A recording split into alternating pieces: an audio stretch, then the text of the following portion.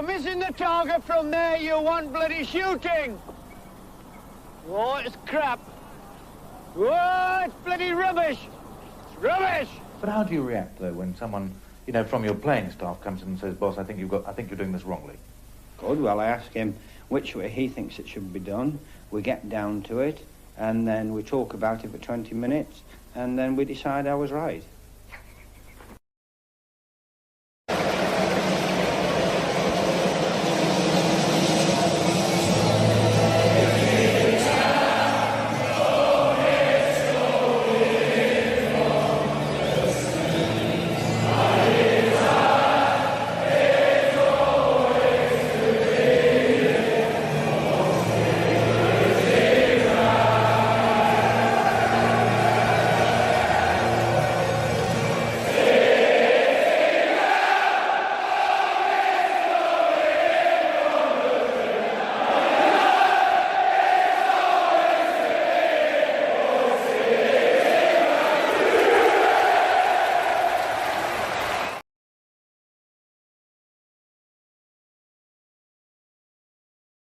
Stream. I forgot to put myself in the stream. Oh, well, that went well, didn't it? How everybody doing? Everyone good?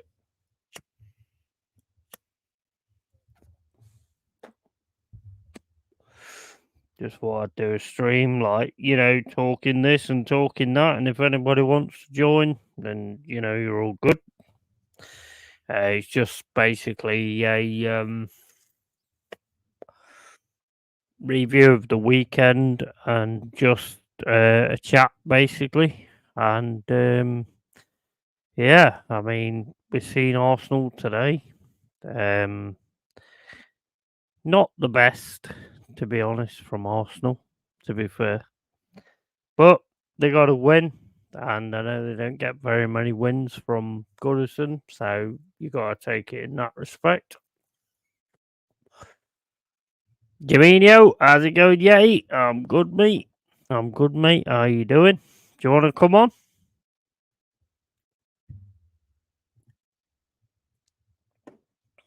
Come on, Jaminho. Come on, mate. I'll drop you the stream. You come on, have a chat. Thoughts on stay long, Yeti? I've got an awful cold, constantly coughing and sneezing, so I'm going to have an early night. Yeah, you're probably better off doing that, man. You could have come on if you wanted to, because it's like an open stream. Yeah, I have a genuine reason this time. Yeah, pretty much. Yeah, well, I mean, it's basically just about me talking and saying what I think about sort of what's happened in the weekend. It's been a good weekend. It's been good to have the Premier League back, and you know, in that respect, it's been really good. Arteta's finally worked out how to manage a team and actually make difficult decisions, which is all good. When I'm feeling better, I'll up on late night, Yeti, talking shite stream at some point. Yes, mate, anytime. Anytime, mate. Gotta like sort it out and then you can come on. 100%. 100%.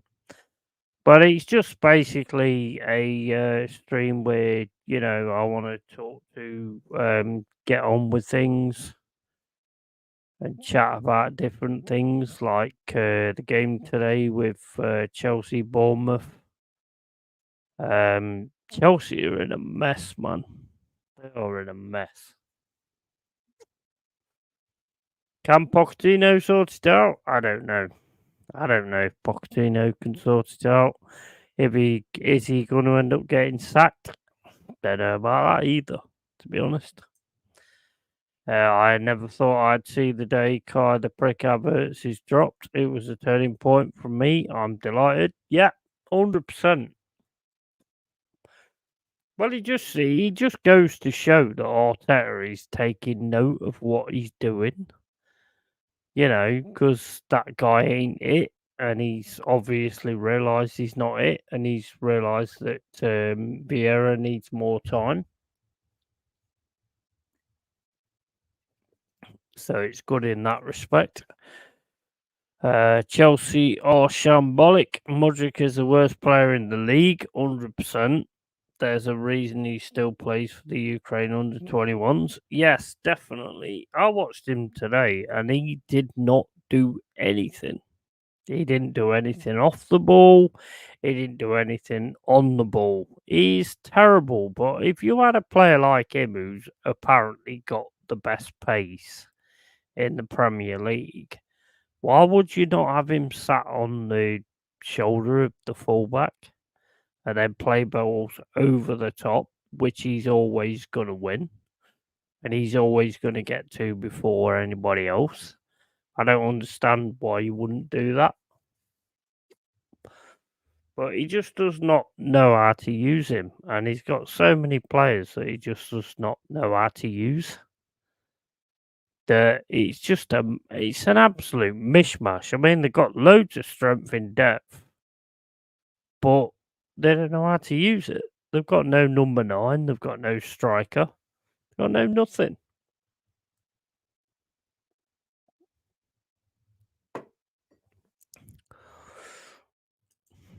Out of all the signings in football history, Mudryk is the most PR signing of all time, and it was a money laundering scheme to help Ukraine in the war.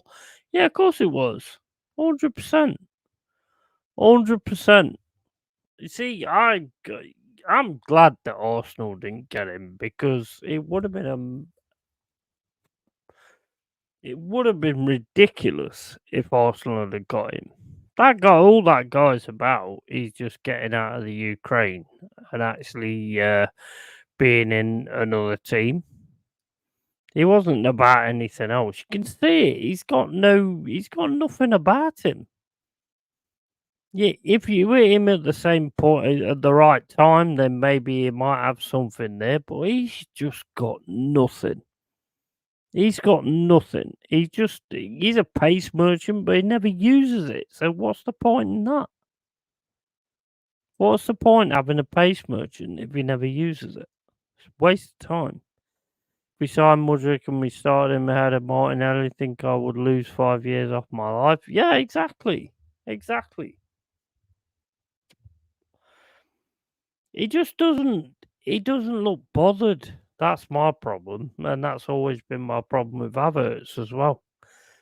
They just don't look bothered. Either player just does not look bothered at all. And you can't have that in your team. If you have that in your team, you ain't going nowhere. You really ain't going nowhere. We didn't dodge a bullet. We didn't dodge a nuke. We dodged a full-on war. We signed Trossard ahead of the Ukrainian twat. Yeah, 100%. And you got a good one there. You got a total good one there. Actually going for Trossard instead. Because you can see it when he plays. He's a really good player, Trossard. Mudryk would have just been a waste, an absolute waste. There would have been no point in signing Mudryk at all. He just doesn't. He doesn't give anything. He doesn't offer anything. I watched him today, and he just was nothing. Nothing. I mean, I suppose they might be using Sterling on the right hand side to sort of do the Mudryk thing, but if Mudryk's like got all this pace, then obviously you put him on the. If Bournemouth are playing a really high line defence and a really high defensive line, then surely you make sure Mudryk's on the point of actually being able to break that. I don't get it. I don't get what Pochettino's doing. He's got nothing, but then again, he ain't got a number 9 either. So what good's that going to be? Really, just makes no sense. Makes no sense what he's doing. I think Pochettino is a good manager. but I think he's better managing younger players and stuff like that. But he's just got like loads of people going on there. Yay, Carl Rossi, how you doing, man? All right, buddy. Ruining Chelsea, yeah, 100%, 100%. There's nothing there. There's nothing there. I mean, I won't take anything against Bournemouth because I think they played quite well. I think they played really well and they was really going for it and stuff like that. But Chelsea have got nothing at all. I've never seen a Chelsea so well. I mean, back in the day, it was worse Chelsea sides, but this one, he just got no. He's got nothing at all. Nothing.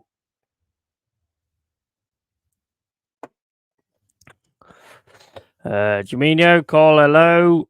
Poch is a good manager, but he won't win any trophies. No, he's not going to win fuck all, mate, because he's just got a mishmash of players, and he don't know how to use them. So he's screwed. Jamino, Rossi, all caps. Yeah, he loves it. Yeah, we love the caps. Took Starfield for this awesomeness. Yeah, Starfield's like ish. I don't think I'll be doing Starfield again, to be honest, because my PC can't play it anyway, and it's just freezing all the time. So what's the actual point? All cap gang at Tony Ibarra. Starfield break. Anyway, he's got to run now. Yeah, he's still feeling sick, so I'll speak soon to you and all in the chat. Yeah, 100%, man. Love, buddy. Big love, buddy. Hopefully you feel better soon. Domino, take care, man. Get well soon. Thanks, appreciate it, brother. 100%. Feel better, Jamino.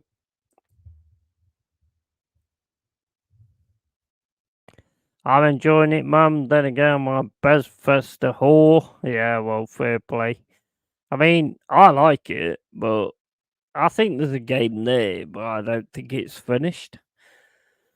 That's my personal point of view. There's so many things where you're playing it, and you get to a point where it's like, they just haven't finished it. It just feels like a game you're playing that's not finished. And the fact that it was like £80 to buy it is fucking ridiculous. They did an interview the other day and said like it was early access. And it's like, well, fair enough if it's early access, but if it's £80 to buy it, then early access is bullshit, really, isn't it? I don't mind paying like 20 or £30 for early access, but not fucking 80. That's bullshit. I mean, I got it on Game Pass. But the thing is, well, I say my computer can't run it. I mean, from what I'm hearing, people with better PCs than me can't run it either. So, how does that work? Banlord has been in early access since 2020. Yeah, it has. Yeah. A lot of them just take the excuse of just having that early access, trying to keep things going. But it's like, it runs fine on me, new Xbox. Yeah, I think was probably more a console game than a PC game. But the annoying thing with that is that all games are made on a PC. So it should run better on a PC than a console. But obviously they don't take that into account. I'm a console peasant these days. Yeah, I mean, well, people play console, you play console. I mean, there is times where I'm like, I'd rather have a console than a PC. because the trouble with PCs is they do actually run out of their sell-by date, and they're not good enough to play certain things. So, that's understandable, to be honest. I mean, a console, you're going to get exactly what you see, whereas a PC, you're going to get good enough, but you're going to have to upgrade to actually get better. How you doing, Gary Cook, mate? How you doing, buddy?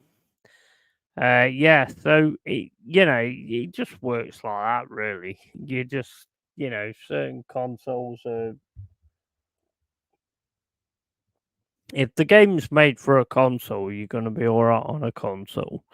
But if the the annoying thing for me, like I've already said, is that all these games are made on a fucking PC. So why don't they work well on a PC? Which is what they was made on. Makes no fucking sense to me. Exactly, yeah, that's the issue I have. Having to always upgrade parts is a nightmare for the mechanically and financially challenged like me. Yeah, exactly. I mean, my PC, to be fair, has gone like 10 years. My PC has gone like 10 years. NVIDIA 1050 Ti, and it's gone like 10 years, and it's been awesome, to be fair. But now I'm fucking struggling with this Starfield. I ain't struggled with any game for years, to be honest. Gary Cook, good point. They are not made with a controller. Yeah, absolutely. Absolutely. At the end of the day, they're all made on a PC. So, hopefully, you just, I mean, Starfield's all about anyway that you've got to upgrade your PC.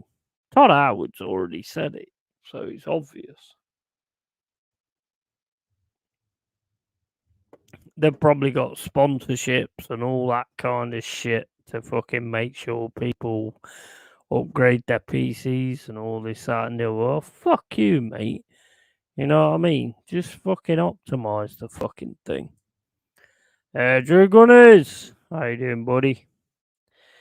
My PC, but I am a dev, so I need a good one, and it's about the only thing I have worth money. I don't have a car, for example. Yeah, I mean, my PC is a fucking potato. It is an absolute potato. Although everything I've ever played, new games, has always been fine. But this Starfield is not. It just keeps freezing all the time. That's why I've had to stop doing the YouTube videos on it, because it just don't work right. So there's no point doing it, really. Captivating eyes, Drew. Drew. Guys, if you want to come on, I'll drop you the link and you come on, we'll have a chat. It's all good. Not just football, talking all kinds of stuff. I've got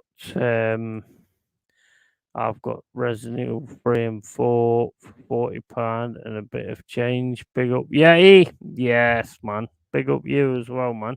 Big up Drew Gunners. Big up Cole. Mate, I'm only getting about 30 FPS on Starfield and my PC is the nuts. That's fucking ridiculous, man. That is absolutely ridiculous. I don't know what FPS I'm getting, but it ain't great because it just keeps freezing up all the time. It's fucking bollocks, mate. Absolute bollocks. Gary Cook, I've heard that from my PC mates too. Yeah, you see, thing is, that's the thing, you see. See, a lot of people say, like, oh, your PC's not good enough, and Todd Howard said your PC's not good enough, and all this, that, and the other. But I've heard from so many people who've got better PCs than me that are struggling as well. So it's just not optimized, is it? Just not optimized. Absolute load of bollocks. Anthony Herbert in the house. Big up, yay. Thoughts on tomorrow's game and the score prediction? My thoughts on the game tomorrow is we've got to win it, mate. we have 100% got to win it because it's at home. And if you want to come on, Anthony, I'll drop you the link or whatever. We can have a chat. Hopefully, I'm gonna go 2-1. Because we've got a win tomorrow, and I think with the players we've got now, we've got to show something different tomorrow as well. But we've got to start making this City Ground a fortress, 100%. I only play on consoles. It's a console gamer. Yeah, well, fair enough, mate. I mean, I don't blame you on that one. To be honest, I'm getting that way as well because you always know you're all right with that.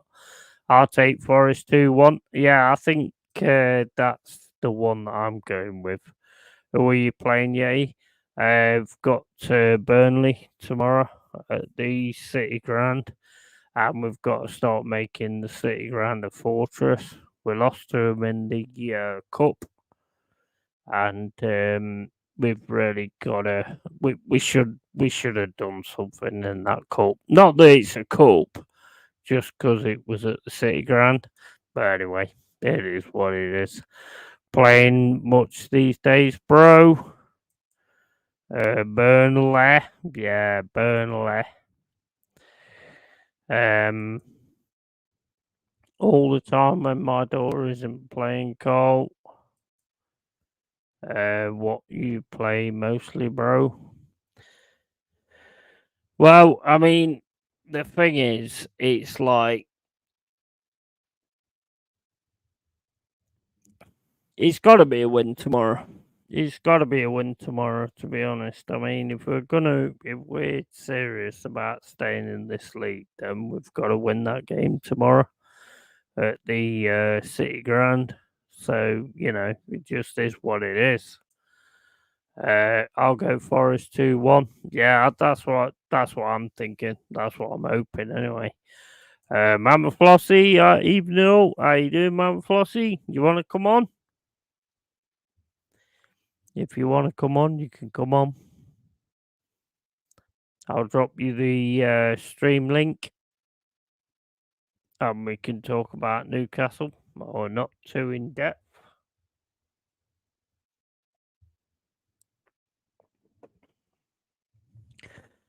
But yeah, it's got to be a win tomorrow. I mean, if we don't win tomorrow, then I don't know what we're playing at, to be honest, because we've signed so many players and got so many things sorted out.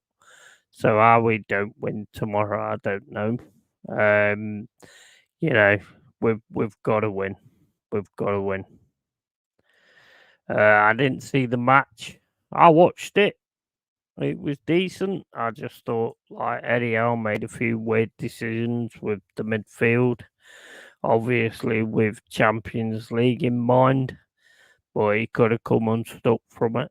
So he really needs to think about what he's actually doing on the pitch, because Tonali should have started. It shouldn't have been Longstaff and Anderson. They're all right players, but the midfield was getting overrun, so they're not the best. You're doing all right. Mid-table is respectable. Yeah, it is. If we can manage to win this game and be on 9 points, then we're right up there. So that would be absolutely massive for us, because we just need to make sure we stay in this league. It is what it is. Mama, I killed a man. Didn't mean to make you cry. Oh, I can't remember the rest of the lyrics. Hey, Cole, how you doing? Just started Resident Evil 3 remake, then on to Resident Evil 4 straight after Cole. Just finished the title indie game called Guild. It was a decent game. What's that? Guild. What's that? Big ups, my guy. Po. Tony Claude Gooder, man. How you doing, buddy? How you doing, buddy? Smash up the likes, people. Yep, do that. I don't know how many likes there is. I ain't no clue. I got 75 followers now, guys. 75 fucking subscribers now, guys. What the fuck is going on here? So 76 for the year is the target. Drew Gunners, awesome, mate. Love when indie games surprise you. My fave back in the day before it became popular was M and W. M and B Warband. Was so proud of myself for finding it. Yeah, quality game that was. Mama, big up. Was playing Barbies with my granddaughters. Yeah, I've never played that game, to be honest. Mama Flossie, ooh, oh. Guilt by spelt guilt. I don't know. I ain't seen that one, mate. Hey, Drew. Fucking sell out, Yeti, with your 76 subs. Mate, I'm a fucking sellout. I'm a fucking sellout. People like you. You're a nice guy. I appreciate that. That's nice to hear. Big up, TJ, mate. How you doing, buddy? Has to be done at Cole Rossi. Make sure you follow TJ Warren on his channel. Make sure you give him a massive follow. He's a good guy. He hides in the cupboard when I turn up, but you know, he's a good guy. And here comes Dal as well, my bro. My fucking absolute bro. Big up, chat. Fuck Tottenham. Man, this chat's going mental. DBS. Po. Does anybody want to come on? Because I'll drop you the stream if you want to come on. You know, you can get out your cupboard, TJ, and come on and chat to me if you like. Mama Flossie, hope you're well, love. Oregon Goon. The American enforcers in the building. Absolutely. We love the Yanks. The Yanks. I had from the Yeti, that is true. You will be sent 3 game keys by Bethesda with 76 subs. I think I might need a little bit more than that. Although I'd still tell them to fuck off if they did actually send them me, to be honest. What do we think of Tottenham?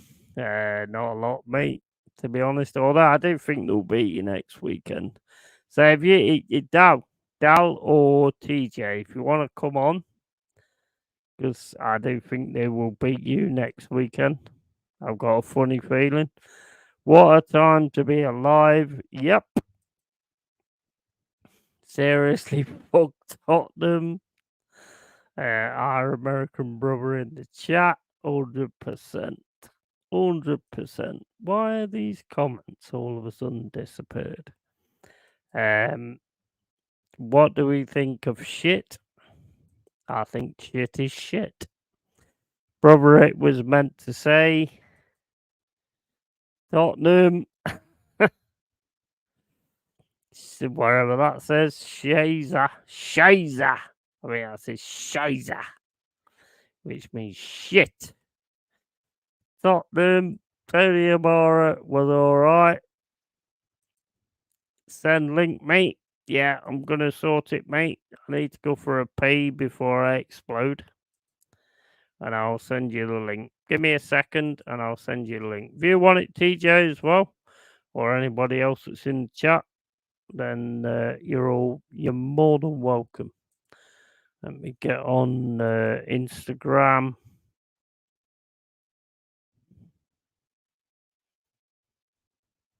Right, okay, so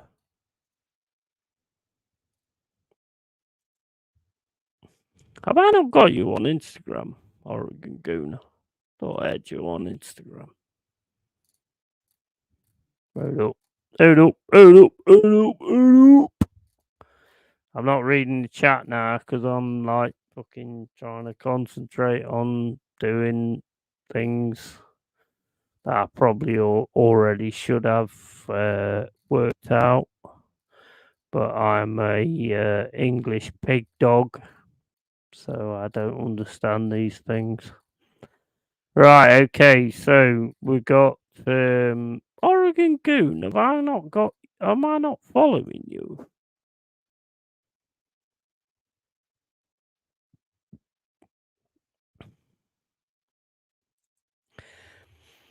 Hold up, this don't make sense because I'm sure I'm following Dow because I put him on another channel before. So where are you on my messages? Hey yo. Hey yo. Right, okay, mate. I'm gonna drop you the stream now. Sorry, mate. I'm a bit fucking drunk, to be honest. So, alright, stream's there. Give me a sec. I need a piss.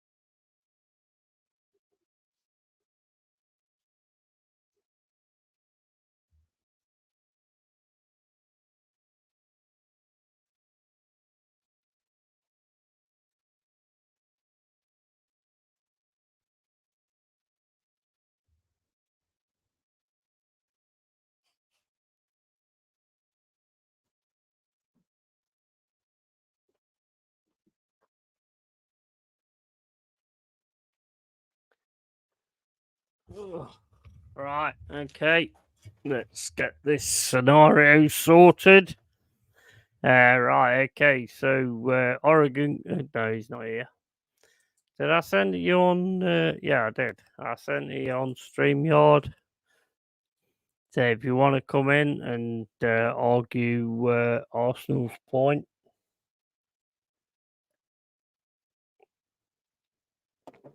Does anybody else want to come in?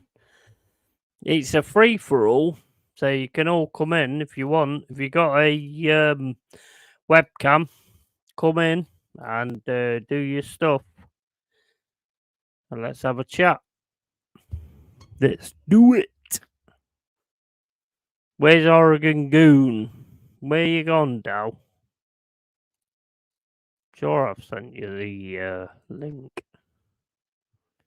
but I can't see you. Right, okay. So we go from we ate Tottenham. Yeah, they're gonna beat you next week, mate. I must do, mate. TJ, you come on as well. You come on as well, mate. I'll drop you the link. Getting my laundry started and I'll hop on. What he means by getting his laundry sorted is he means that he's rolling a joint. That's what he means by getting his laundry sorted. I understand your code, mate. I understand your code. American Idiots 500 sub special is the elusive Rossi stream. Yes. American Idiots deserve that as well because they are absolute idiots. But, nah, just messing. Pot Noodle released a doner kebab flavour, so I've got that going for me, I guess. Ooh, fucking hell. Fucking hell, fuck's sake. That sounds nice, that does. I followed Dal on OnlyFans. I tried to follow him, but then all of a sudden he took his pants off, and that was it for me. Okay, sorry, I like the guy, but I don't want to see him taking his pants off. Sorry. Here he is. Hold on a second. That's for you, Rossi, you big sexy fuck. What's up, brother? Cheers. Into the fucking Arsenal! Let's go! I'm fucking lit off Ghost Energy drink. I'm just flying. Blood pressure's going. Woo! How you doing, my dude? I'm doing great, bro. Good to see you. Awesome. Missed you the last few days. Have you been busy? Yeah, I've been doing different things, Right. Killing different people and stuff like that. You know, when That's you're a serial killer, right. when you're a serial killer and a No days off. YouTuber, you have to sort of like mix it between the two and all that kind of stuff. I get it. How you doing, Jez? You all right, buddy? If Big you up, want to Jez. come on, mate, just ask me and I'll drop you the link, buddy. And we can all have a chat and stuff like that. So you happy that you got the 1-0 win over Everton? I am happy we got a 1-0 win at Everton. Absolutely. I don't I know you were watching the video earlier. I don't want to repeat myself over and over, but yes, sir, I'm happy, but we did not play well. And I think if we would have played a team like Forest, you guys would have tore us a new one, and it would have been 2-1 you guys, because you will take your chances and you have an attacking force that we struggle with. So in that sort of context, bro, I'm happy we got the 3 points and we move on. And, we're still in the title fight. I don't think we're going to win it. Like I've said many times, I think we're going to finish. We're going to battle Liverpool and Tottenham for second and third, and here we go. But I think United and Chelsea are absolutely out of the mix. Absolutely out of the mix. You guys stand I'm gonna bring you down a little bit now. Okay. Because you ain't nowhere near good enough for a title fight. I on the way we've looked, I would agree with that about 80%. But that 20% is what's keeping us alive. Remember that. Yeah, true. So it's that 20% that's going to get you through the tough games. It's going to get you through a Monday rainy night at Burnley. It's going to get you through a rainy day again, somewhere Wolves. It's going to get you through a rainy night at Sheffield. It's going to get you through, right? That we have the power and the ability, but we don't have the backup. We're going to suffer the same problem that we did last season. We don't have enough good players and enough in the positions that Arteta needs to be playing them. And Thomas Partey will be gone, and we just won't have enough, man. So that I agree with, and our pattern of play is not looking good. You're shit, mate. Come on. Sorry, mate. No. Hey, have another beer, bro. Have another beer. I know you say we're shit, but I think that there's definitely room for improvement. And you see, like Man City with they picked up the Doku guy, they picked up Nunez. I mean, they filled gaps, bro, and we still haven't filled gaps. We haven't filled gaps. 12 years. 12 years, bro. We haven't filled gaps of players that we've had before to fill. Have we fully fulfilled Patrick Vieira's spot? Rice is a good shout for that, but not really. Not really. Thomas Partey for a while, right? We went through Diaby, Danielson, Gilberto Silva, etc. We still have not replaced a proper Patrick Vieira. And we've got a lot of work to do. I think, to be quite honest, I think it's the worst Arsenal side I've ever seen, to be fair. You're taking the piss. Absolutely fucking disgraceful, to be fair. How? Explain. How are we so disgraceful? You're taking the piss, bro. Mate, I don't. Mate, you've known me for years. I don't take the piss. Yeah, we go way back. We go way back, bro. Back to the 80s for sure. Nah, I think you've got something there. I think one thing that impressed me today was the fact that Arteta actually changed it up and took Havertz out of the team. Right. I thought Vieira did all right. I thought he did some cracking passes at times. And I thought he looked a bit more about it than what Havertz does. So I think that made a big difference, personally. The thing you fail on is the striker. I don't think Nketiah is it, and I don't think Jesus is it either. Right. And that's a bit what TJ and I talked about at the end of the game today, is that when you have Nketiah can just run forward. He doesn't link around to the right. He doesn't move to the left to help pull defenders away and stuff like that. And Nketiah is You're dreaming, mate. You're fucking dreaming. Go on, Drew. Sitting around, we're having you, mate. The thing is, bro, we've got your number. We have if this is the bad right now, and we get better. There he is, fucking legend. Come on, Is bro. the jazz Get master? better. How We you doing, will buddy? get better. We will get better. We'll get better. Yeah. I think Arteta, hopefully after today, will turn a leaf with Trossard. Martinelli injured. It's sort of, kind of a blessing in a way, right? Because it gives Arteta a specific spot now to stick Trossard, who is by far our best player right now, currently, without a doubt. Yeah. I'll I think you have a very deluded point of view, to be honest. How am I deluded? How am I deluded in thinking that Trossard can fill the gap for Martinelli, bro? That's what Jez has been calling for. I've been calling for. We've been calling for in the chat. Trossard has been in our lineup for the last 3 weeks. Yeah, Right? I just like winding it up It and shows why he mixing it needs to up, be mate, there. to be honest. Because if we would have gotten those goals earlier, we wouldn't have had a squeaky bum time with Gabriel almost cocking shit up in the 85th minute. Yeah, Havertz as well. When Havertz came on, he nearly fucked it up as well. Pass the ball sideways, bro. Don't pull But it. you already know that, don't you? He's fucking shit. We all know it. Jez, man, how you doing, buddy? Jez. I need to go for a drink, so... Yeah, well, good, man. Thanks for having me on again. Dal, how are you doing? Excellent, bro. Good to see you. Yeah, watched your show earlier, Legends. Thank yeah, you. it was an interesting game, ball fest. We got away with it. And the only reason we got away with it was the fact that Martinelli sadly got injured. We brought on Trossard, and Trossard scored a great goal. Right.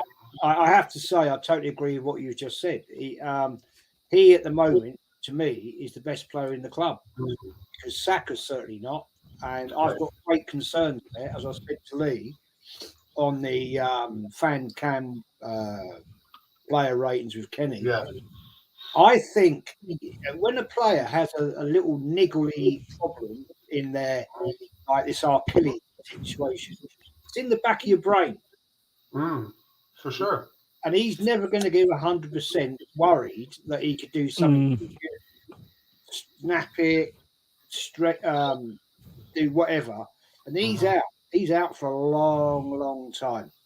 I don't know if you guys remember when John Barnes did it, great player at Liverpool, he was never the same player ever again. He never had that agility. Yeah, it makes a difference, that does, when you actually push that too far. And I think that could be a career ender, that can. Well, it can. It ruined John Barnes, ruined his England career, that's for sure. And I think the problem is maybe this situation is in the back of Saka's head, and it was there the last 8 weeks of last season, and he's thinking, And I just think this is a ridiculous situation that Arteta is playing this player with this situation when we've got cover. No, we got rid of him. We got rid of him. Yeah. Okay. But Smith wrote a couple there.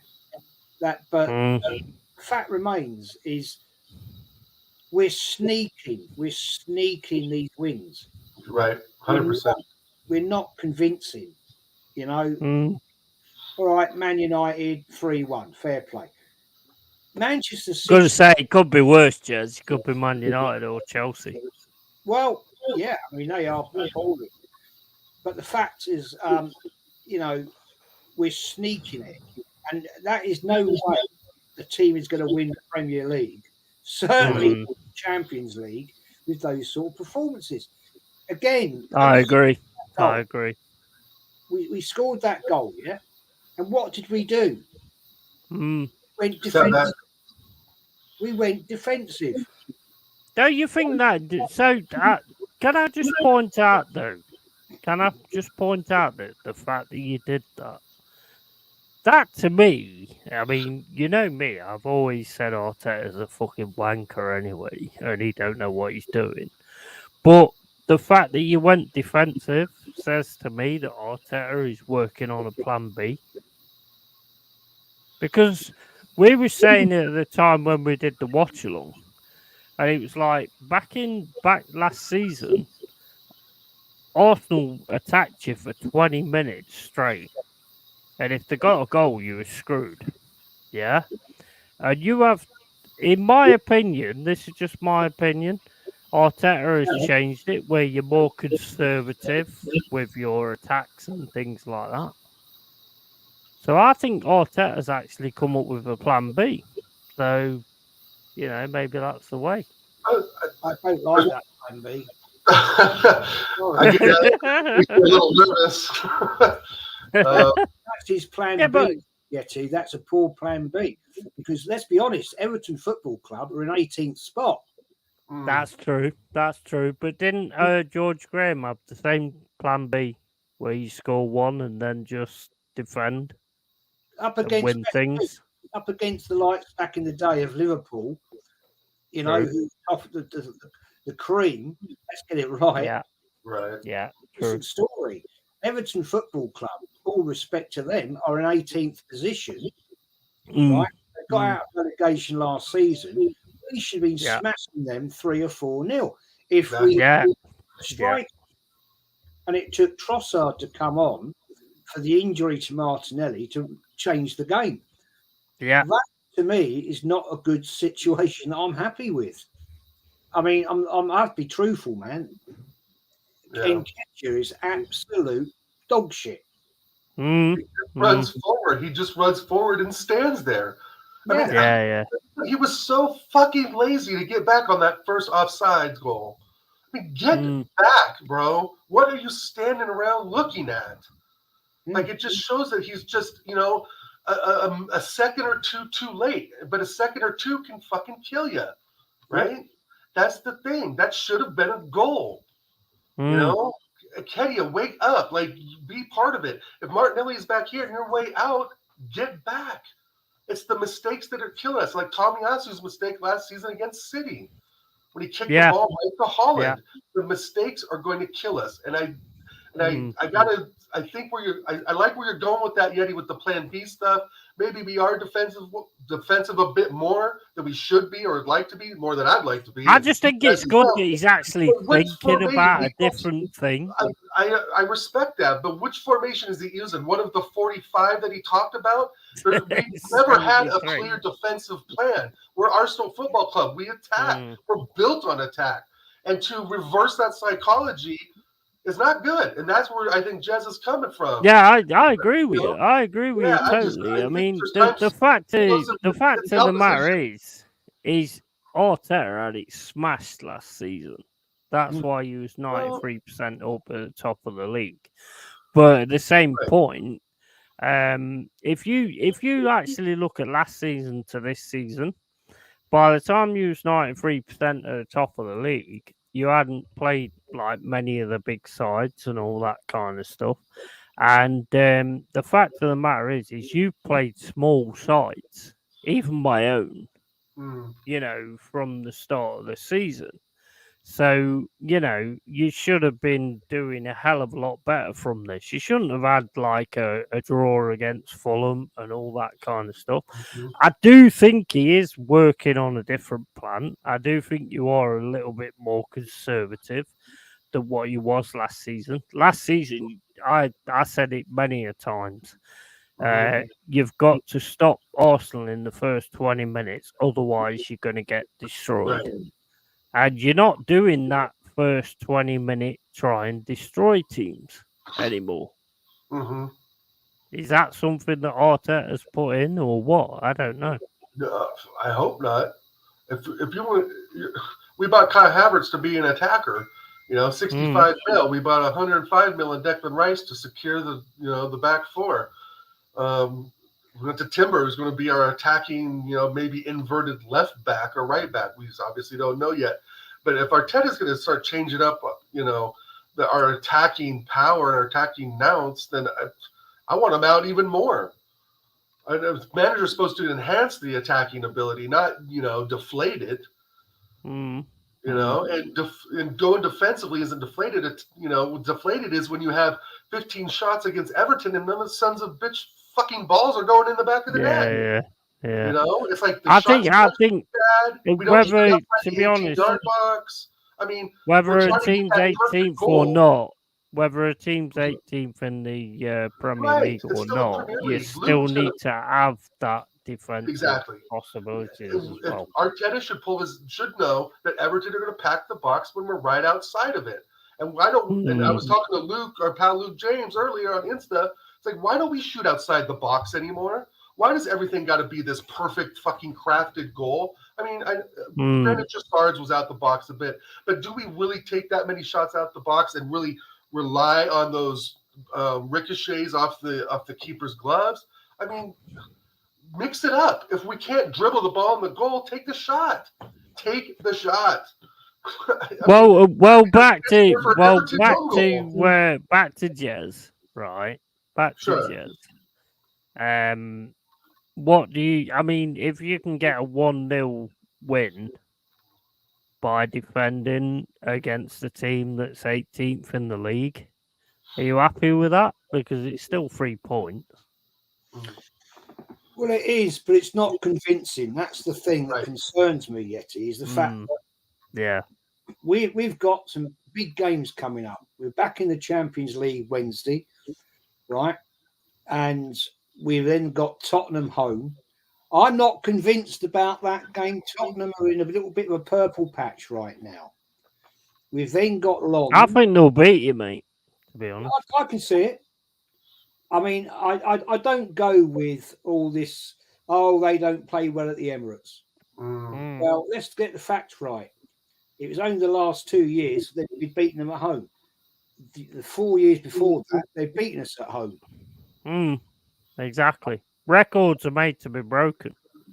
So the fact remains, they're going to be up for it. I'm not, you know, as I said on a show I did, just as the season started, before the window closed, we have a weaker squad now than we did this time last year. We've let players go, which we shouldn't have let go. Right. Because if Saka does end up cropped, who's gonna be reliable enough to come and replace him? Emil Smith, he's injury prone. Yeah, the only player I would have kept in there was Pepe. He's gone, so that's out. That one's out. Who else? You need to be weaning somebody in to actually be able to take his place, like take him off at half time and then let somebody else take over, and weaning somebody in to actually take his place at some point. Because if he does get injured, it's massive. I mean, today I thought he was all right. To be quite honest, I was quite impressed with Saka actually, because he was getting kicked to fuck, and he just didn't give up. He just didn't give up, and then all of a sudden he made that pass to Trossard, and whether it's like a lucky shot or whatever it is, you know, it went in the net. So, can I just say though, Yeti, if he has a niggle, reportedly, right? It's only he gets targeted every single game, right? It's only going to take one bad challenge on a weak spot. Yeah, this is what I'm trying to say. One bad challenge. If he gets studs down the back of that Achilles, if it is damaged, that's him done. Yeah, absolutely. Yeah, 100%. And we don't have anybody of a reliable status, right, that can replace him. Yep.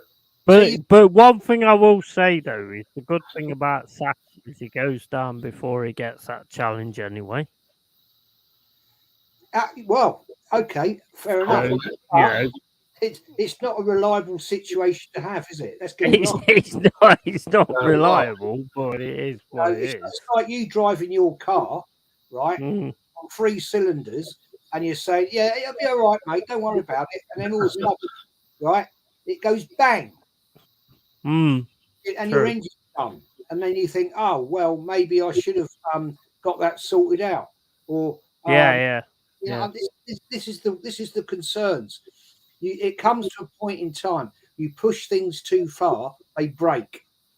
Yeah, of course they do. Of course they do. For sure. And that is my concern. I guarantee you he will start against PSV on Wednesday night. Yeah, of course he will. Of course he will. I agree with you. I totally agree with you on that. But I mean, it's like, you know, at the end of the day, there was a window there where you could have strengthened in certain spots and all this, that, and the other. And you didn't. You bought fucking Kyle Havertz, who's a fucking donkey. And I'm sorry, but when he came on, he nearly cost you a goal. He very nearly cost you a goal. And Everton never deserved the goal. So, you know, you've got to look at it in that respect as well. I mean, the thing is with Saka, I mean, I'd play like Reese and give him a chance on there and just, you know, that guy, Arteta is just rinsing that guy to pieces. He's going to end up with such a short career. And Saka don't understand it because Saka's just like, you know, I'm an Arsenal player and I want to play and, you know, this, that and the other. So he don't get what could happen from it. But it could happen. Yeah, but Southgate, sorry, Dow, I'll very quickly. Sure. When he was going to play Scotland, England, right, the other night, Saka said to Southgate, I've got a problem. He didn't play him. He wasn't on the bench. So exactly. The case, I'm sure that Saka must be saying the same thing to Arteta and the medical team. Look, I've got a problem here, right? And I'm not sure about this. I'll leave it there. Well, my thing 100%. Is, like you said, Jez, it's just not reliable to rely on Reece Nelson. I mean, he comes in and scores the odd goal, but that is not consistent. And that is, you know, when he comes in for one game and Saka comes in the next week, I think you're absolutely right.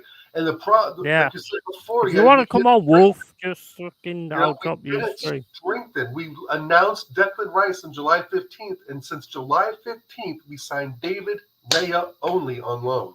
Why did we not go out and do the business in the summertime when, let alone, players were more available? Number two, the prices are lower. And number three, we know we need to strengthen anyway. We forced Reece Nelson to stay. Right? He was out the doors until we threw some more money onto his contract and begged him to stay because that Bournemouth goal just meant everything. Well, it ended up meaning fuck all now because we got nothing out of it. And it means nothing for him because he's not playing. I mean, it just makes no sense, you know, and I keep banging on the Diaby deal. Xhaka plus cash for Diaby from Leverkusen. It's not fucking rocket science, Edu. It's a player we've identified for 9 months. Go get it done. The guy's scoring goals now for Aston Villa. I think he's the top 5 scorer in the league. You know, Diaby would be the perfect fit for Saka. You know, and then I hear people say, well, we'll put Jesus on the right and someone up front. Is Arteta really going to do that? Is Arteta that smart enough to do that? You know, he'll put Thomas Partey at right back, but he won't put Jesus at right wing. I just don't think he's going to do that. If anything, he's going to put the thing is on the right or something and Trossard on the left. I mean, who knows? But the fact the of the matter thing is, you ain't in nowhere near shape or form to challenge Man City. Right. Nowhere, shape or form because you haven't got the depth. You haven't got the quality. You know, you've got the quality in your first 11, and your first 11 was awesome last season. Absolutely awesome. But then he decided to change it up and make Partey a right back and all that kind of stuff, which was absolutely stupid. Now he's got it right. Now he's got the defensive situation right. Midfield's got to be Partey in it, but obviously he's injured, so you can't do that. I thought Vieira did really well today, to be honest. I thought he did really well. He's still a bit weak, though, to be honest. And the fact of the matter is the game's changed now. And referees aren't taking into account that if you get knocked over on your arse, that they're going to give you a free kick or anything. So if you're weak, you're weak. That's just the way it's going to go. Right, and I don't really have all that much faith in Vieira either. I mean, we're gassing him up after just a few games because the bar's set so low with Havertz, right? I mean, would Vieira really be performing this way if there was no Havertz there? Would he even get a sniff if Havertz wasn't there? So, I mean, Vieira looks decent. There's some energy there. There's some passing there. But I don't know if Jez agrees with me or not. I'm not gambling on Vieira to carry us through a season. No, no, way. not at all. And I don't want to get gassed up on his little bicycle kick and some of his performances of preseason. He is not the finished article. And I'm still worried if he starts in place of Havertz. I'm not fully convinced, because, again, after July 15th, we decided all we needed was David Rea on loan. And he was okay today, but Ramsdale could have done that all day today. I just let me just say, TJ is fresh out of his cupboard, and here he is, man. Here he is. How you doing, buddy? No, I'm great, man. Thanks for having me on. I got to keep it a little low because my wife is sleeping next door. But yeah, no, I'm good. I have the energy is about where it was earlier. Not getting too overhyped about the victory earlier. But yeah, we take the 3 points and we move on to PSV. So, Jez, how are you feeling about the whole thing? I mean, I would imagine that you're about where I am. Totally agree. Yeah. I watched your post-match show, man. Thank you. Well, I did as well. Jump on Lee's thingy. But I totally agree with everything you said, man. You don't want to jump on Lee's thingy. That sounds a bit gay. Well, it is what it is. I'm not gay, but my boyfriend is. Is that's the way it is. That's hilarious. Don't reply. That was don't reply. But yeah, TJ, yeah. I mean, I'm with you guys, man. The fact is, we got lucky. And it was, as I've said previously, it was an unfortunate injury to Martinelli that brought on Trossard, who when I did my match preview show last night, I had him as a starter. Because I think we all did. Well, I said he will cause trouble. He's probably our most gifted player in my view at this point. He's quality. He's absolutely and he quality. caused trouble. Yep. And that's the sort of player we need in midfield. But the fact remains that we cannot rely on this stupid nonsense that Arteta keeps doing. And as you quite rightly say, TJ, PSV, it's a totally different prospect. Yep. Oh, absolutely. Yeah, I see all these people. Oh, we're back in the Champions League. We're back in the but he was all saying the other day, what team you're going to get in the next round? Well, right. Yeah, great point. Hopefully not Inter fucking Milan. I'll tell you that. They just annihilated AC Milan 4-1. Well, I think we can all agree that league. Can we all agree that Arsenal are good enough to get out of the group? Like, can we at least say that? I don't know, because they're all champions, so you can never disrespect anybody, really. Here's the thing, TJ. On paper and history and all that, yes. Yeah. But, bro, PSV is a different kettle. I'm telling you. Look how you did in Europa. They're fast. They can pass the ball and they can score. And right. And I'm not trying to. I'm not trying to sound. Yeah, and I'm not trying to sound like a top gooner or anything like that. Of course not. But Lens are garbage. They're bottom. They're bottom half of the French league. Sevilla, we should beat at home, but away it gets a little weird. Yep. But I think we should win all 3 matches at home. Our biggest test at home is going to be PSV on Wednesday, but the rest of them we should win. I mean, we should at least get second and get out of this group. If we don't get out of this group, it's a sackable offense, in my opinion. Yeah, you want to know my advice? Don't disrespect anybody. They're in there for a reason. I'm not disrespecting anybody, but I'm just saying on paper we should beat these guys. On paper, if we don't, played on paper, if we don't, Arteta needs to go expeditiously. It'll be embarrassing. And Jez, I've been very careful to not be saying Arteta out. I'm not there quite yet. But if we do not get out of this group, I'm done. I am done. Because we are at the point we have the core in this club that we should be getting out of this Europa League level group. Like, it's the easiest group. If you look all over the Champions League, it's the easiest group in the Champions League to get out of. Like, sorry, that's a fact.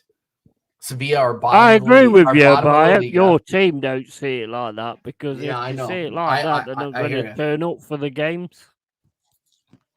No, I hear you. 100%. I'm just saying, like, on paper, if we don't get out of this group, it's time to be looking elsewhere, managerial wise. That would be an absolute shambles. But then we'll run into, Bayern Munich, and then it'll be over. So yeah, but yeah, no, I mean, and yeah, as long as I'm on the same page with Jess, I know I'm not too far off. But yeah, the game today, we handled it, we got out of it, and now we have to look forward to PSV. We have to win. I think we have to win against PSV for me to have any sort of a lot of confidence going into the game against Tottenham, who are looking very, very good right now. So they're our first team. If you guys honestly think about this, though, they're our first team of quality that we played in the league. Yeah, this season, like true quality. No offense to Forest. No, I agree with You that. disrespect Forest, you get sin bin, buddy. But, hey, I know. I'll see you guys later. All right, but here's one thing though, Andy, is that if we would have played Fulham first, and you guys maybe the third week we played Fulham or something, I think that's a different result. I think you guys had first game jitters. No worries, Ian. I think that the game. So I will give you this though. The game at the City Ground is going to be going to be difficult. We have problem. Oh, we'll have you at the City Ground. We have issues at the City Ground, large issues. So we'll have you at the City Ground, mate. Yeah, no doubt. But yeah, if we I think we'll be all right. But we, these injuries are starting to creep in there a little bit. Exactly like we said. I think that we need to stop talking about injuries on these streams, Jez and Dal, because as soon as we start mentioning them, like one injury in one position, then we're looking pretty thin. And then sure enough, Party goes down. Sure enough, Martinelli goes down. Sure enough, Jesus goes down, and we're literally like ushering. Don't bet on what we say in these freaking streams, because it tends to happen. No. Hey TJ, one thing I've got to ask you, right? Yeah. Are you doing a NHL stream? Probably not. No. Especially with Arsenal in the Champions League, it's going to be too much. I'm sticking with Arsenal, and then if the Avalanche go far in the playoffs, I might set something up. But no, I was thinking like an EA Sports NHL gaming stream. Oh, that'd be fun. That'd be fun. I'm interested in that. Yeah, I haven't played NHL in a while, but I could probably get out of like Division 9 in EA Sports NHL, but after that it gets a little long. Nice, Tony. They got these kids in Germany that just kick the crap out of me. Give me the finger in the messages afterwards, like it's fake. That's awesome, man. Yeah. Right, so guys, how do you see it going nowadays? Because you're all Arsenal fans, so I'm going to ask you: do you think you're going to be title contenders? I'll let Dal and Jez go first. Yeah, let's get Jez first. Let's have Jez first, because he's nodding his head. Absolutely no chance. Absolutely no chance. We are not the side we were this time last season when we were ripping up the league. We were taking it apart, and we played intensity, passion, and teams didn't know how to handle us. Let's put it right, and it was like a breath of fresh air. At the moment, we're coughing and spluttering our way through it, and getting lucky. Yeah, that's 100%. You don't win the league playing like that, right? Man City. I mean, that was. Although you do win the league by sort of playing bad and still winning. Not often, mate. Not often. No, not often. But you The other team would be really bad. I mean, you know, I've had people say to me today, "Oh, well, George played to the Arsenal." Yeah, okay, fair enough. But we had a proper defence. We had a proper defence. Our defence is nowhere on the levels of those guys. Right. You know, when we were doing it against, you know, Man United, Liverpool, right? Top level teams. Liverpool at that time were an immense team. Yeah. You know, and Facts. we were getting away with it. And you can't write off at that time also teams. I mean, Chelsea was shit. They were proper shit. Right. You know, They are now. was a different type of manager. He had the ability that he could get players like Alan Smith, Rocky Rocastle, score goals. The midfield would dominate, and the defence would shut the whole game down. Whole game was shut down by that defence. Yeah. Hence how we nearly went invincible in the 91 season. Unfortunately, we didn't, and it was unfortunate. But this team is not the levels of the defensive players we had then. Yeah, they're decent. They are good players. I'm not going to get wrong. But we have a manager that likes to mess about. I was watching him again today. He's up and down that touchline. I mean, he must run more yards than the players sometimes. He's up and down, do this, over there, all this and all that. Just let the team play. Right. You know, one respect I'll give to Arteta today, and I don't give him a hell of a lot of respect, but one respect I'll give to Arteta today is he kicked Havertz out of the team, and the sort of, you know, and that is the respect I will give him. He actually made the right choice today, in my opinion. And you know, you've got to give respect where it's due if you're going to give shit where it's due. So I do think he actually made the right choice today in leaving Havertz out of the team. But why did he buy him? Well, that point, I have no idea. I don't know about that. He admitted, Yeti. He admitted when he joined the club. I don't know It's where. because he knows he's going to conquer his wife. That's why he bought him. Oh, good lord. God. Sorry, if you pay £65 million for a footballer, right? Our third highest ever signing, right? Yeah. And you don't know where. Arteta is a meme. There's so many memes on Arteta. Mate, I'm sorry. Just to answer your question, there's no chance on earth Arsenal are going to win the Premier League. No, I don't believe so. I wouldn't even be surprised if we didn't even get the top 5. Wow. I wouldn't go that far. That's massive. That's massive. I agree with you. I do agree with you. Dang. Here's okay. What do you think about that, Odegaard? I'm gonna call you Odegaard. Dal, I mean. Jez, I agree with the very first half of that, but you really think we're not going to be a top 4 side? Possibly not. Wow. I mean, but in the context of how we're played now, I agree, because it's not. I agree, it's not looking good. But think you're still winning. I know, right, and that's the thing. I think there's certain times we'll turn it on. I think it's going to be similar to last season.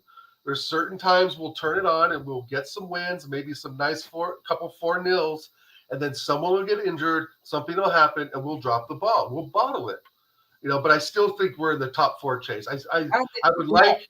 I don't think we're. I'm with you, Jez, on that. We are not going to win the league. Man City are just too good. Then Liverpool are just too good. Liverpool right now are much better than us. Where do you think you'll finish then, though? I think we'll finish I think we'll finish 3rd. I think Liverpool will be 1 or 2 points above us, and City will probably be 6 or 8 points above everybody, above Liverpool, 10 points above us. I agree 100% with what Jez has been saying the whole time. We're a weaker team now, that we've got rid of Kieran Tierney and that we've got, actually, I hate to say it, Granit Xhaka. We are a weaker side. And we messed up and we didn't sign anyone else before the window that was a true baller that can actually be productive in the side. Kai Havertz, 65 mil, it's done, it's dusted, it's a failed experiment. If he, I kind of want to see him in Europe. I said that earlier with TJ because I think there may be something Kai Havertz can deliver us against, hopefully Lens.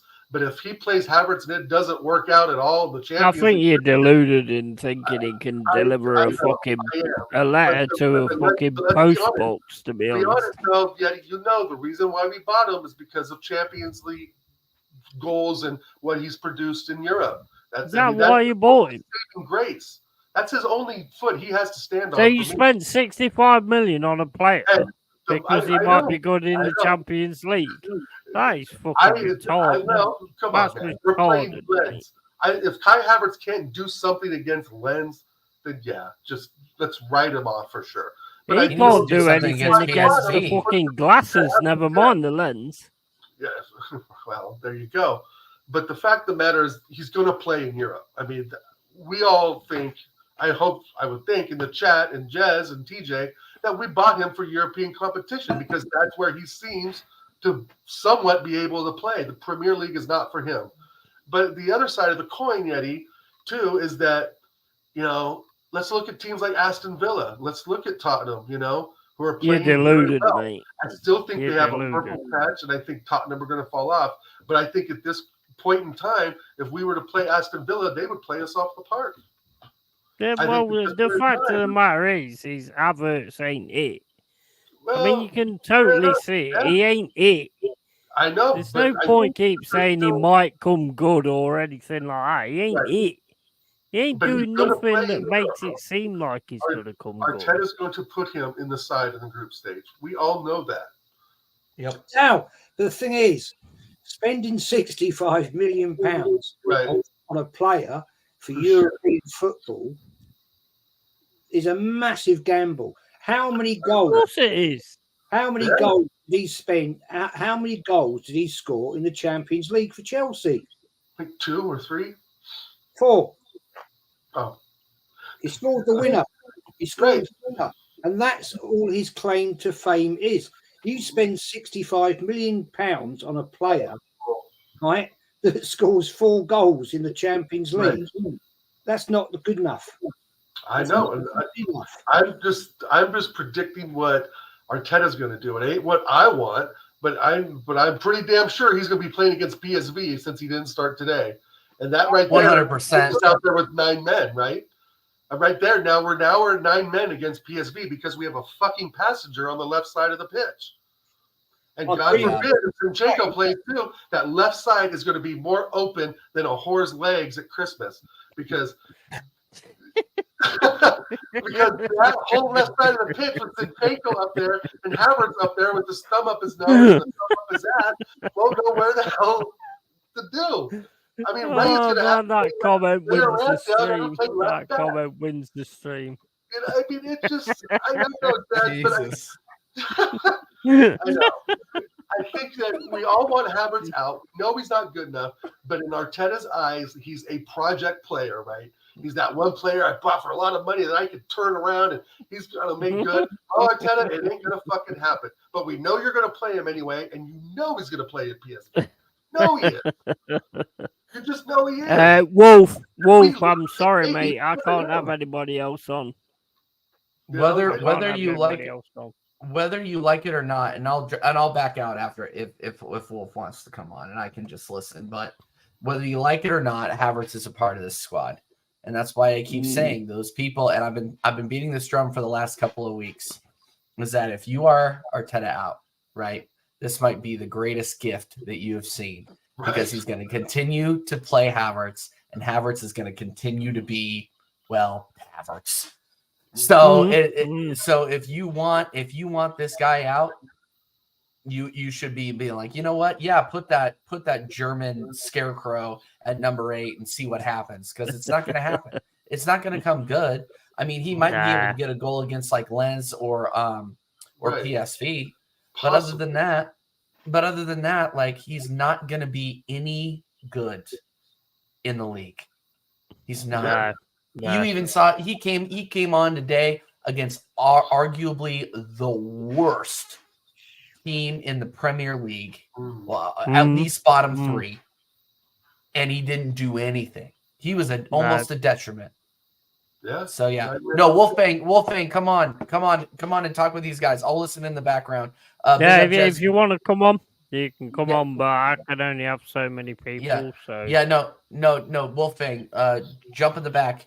Jez, Dal, I will talk to you guys later in the week. Yeah. Yeah. No worries, man. All right. Cheers Big for up, dropping guys. on, Big up. TJ. Yeah, no, I'll be in the chat, Wolf. Congratulations, TJ's going back to his cupboard for 500 plus subs. Thank you, Jez. Jez, that is a large. It's your fault, okay? It's your fault. I know it's not.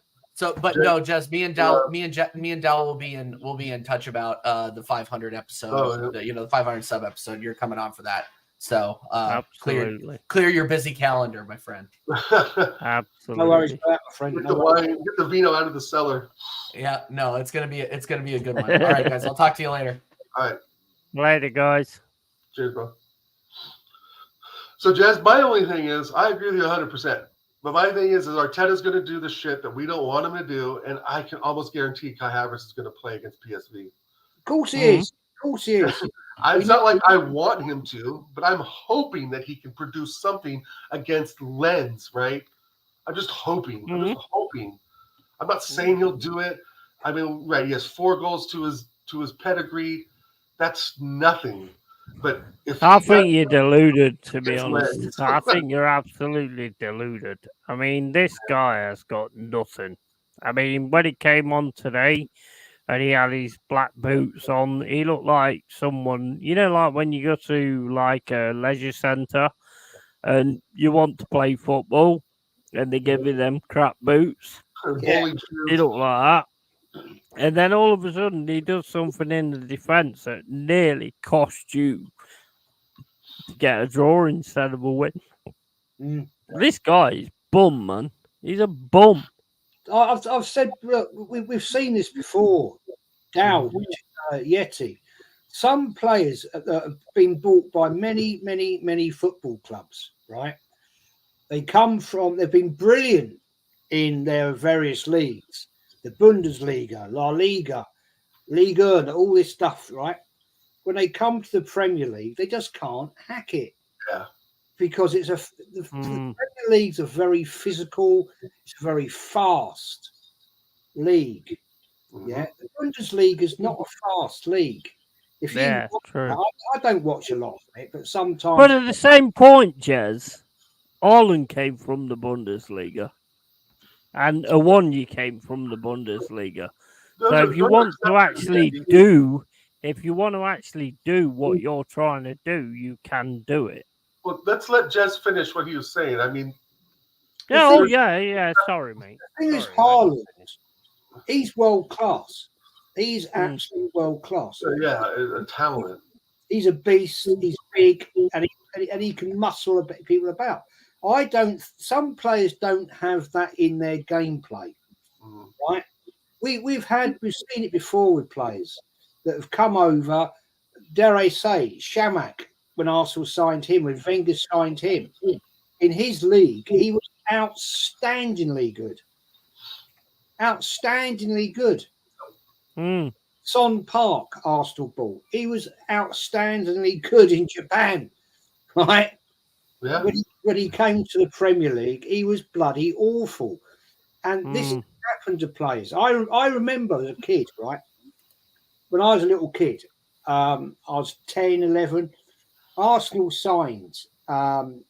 It was Bertie Mee was the manager. He signed this kiddie fella, Peter Marinello, right? He came from Celtic. He was going to be the next George Best. That's what the press said.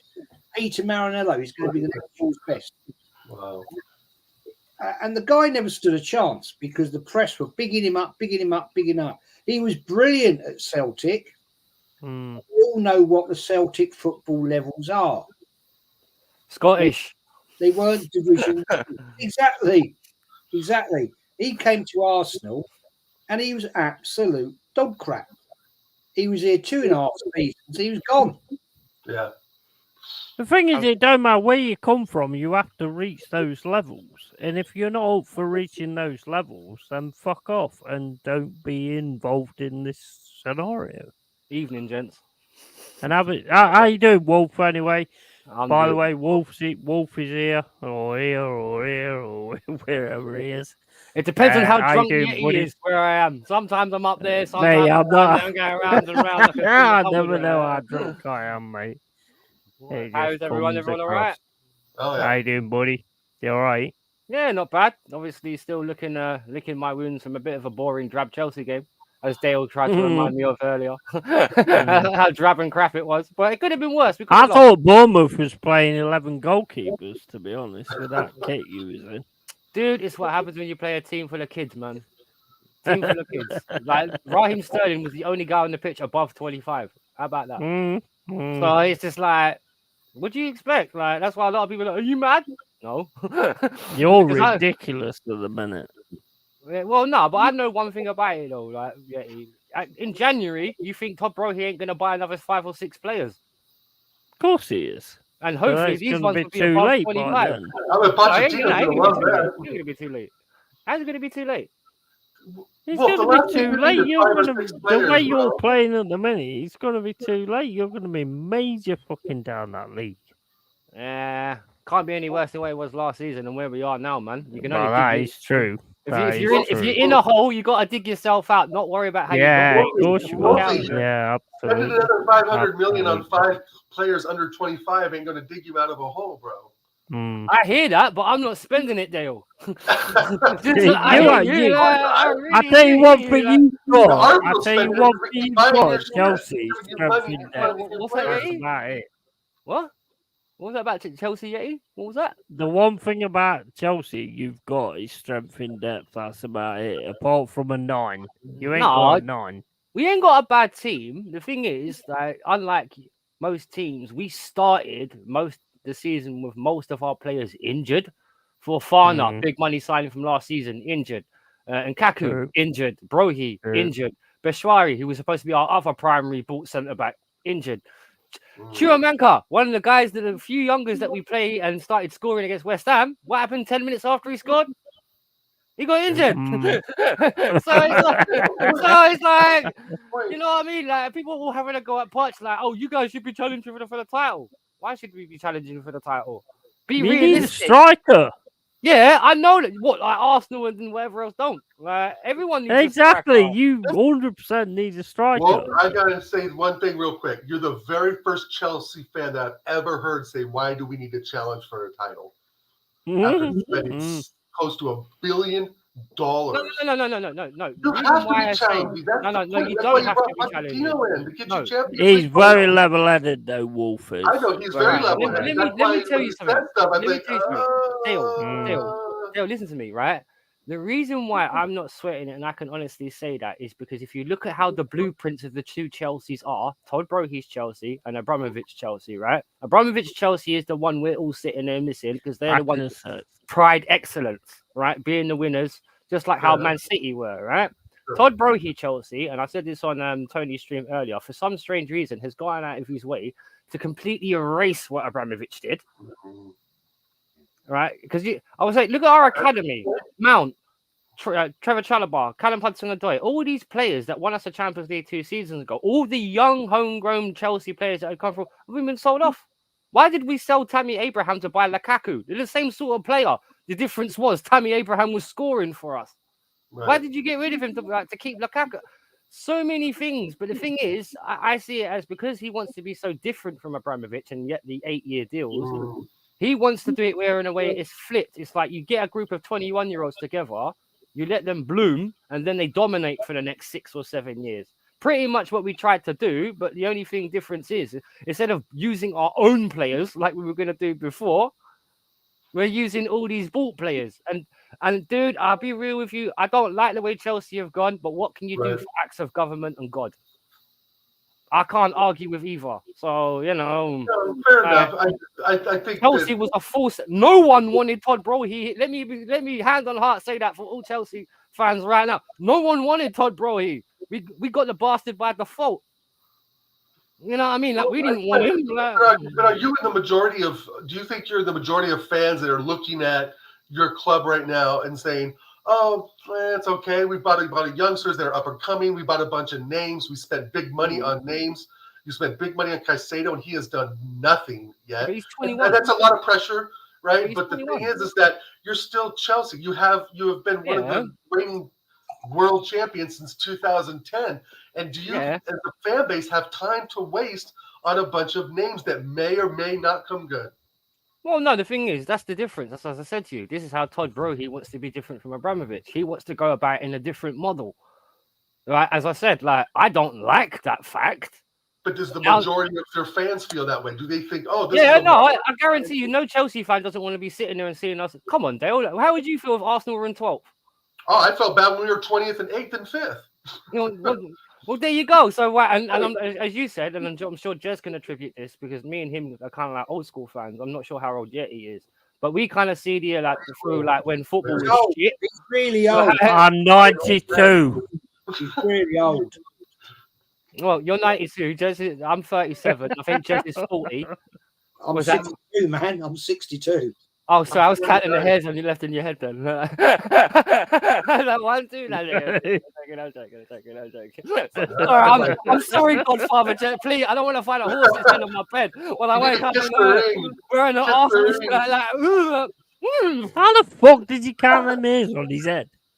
Huh? Fuck's sake, even I can't do that. Wait, down there, are they? Listen to this. I don't know. It's like Captain Picard, you know. He's just got that little bit there, and a bit there, and there, you know. Like the Arsenal captain, you know. Because the thing is, boys, right? I'm sure Jess will back me up in it. Because Dale, how old are you? If he says engaged, you're fucked. How am I? Yeah. 49. You're 49, and yeah, how old are you? 62. 22. Jeez, man, you know when you ask the guy a question, he has to think about it. All right, whatever age you are. I'm 22, mate. 22. You fucking liar. You fucking liar. What, is that 22 times 2 or what?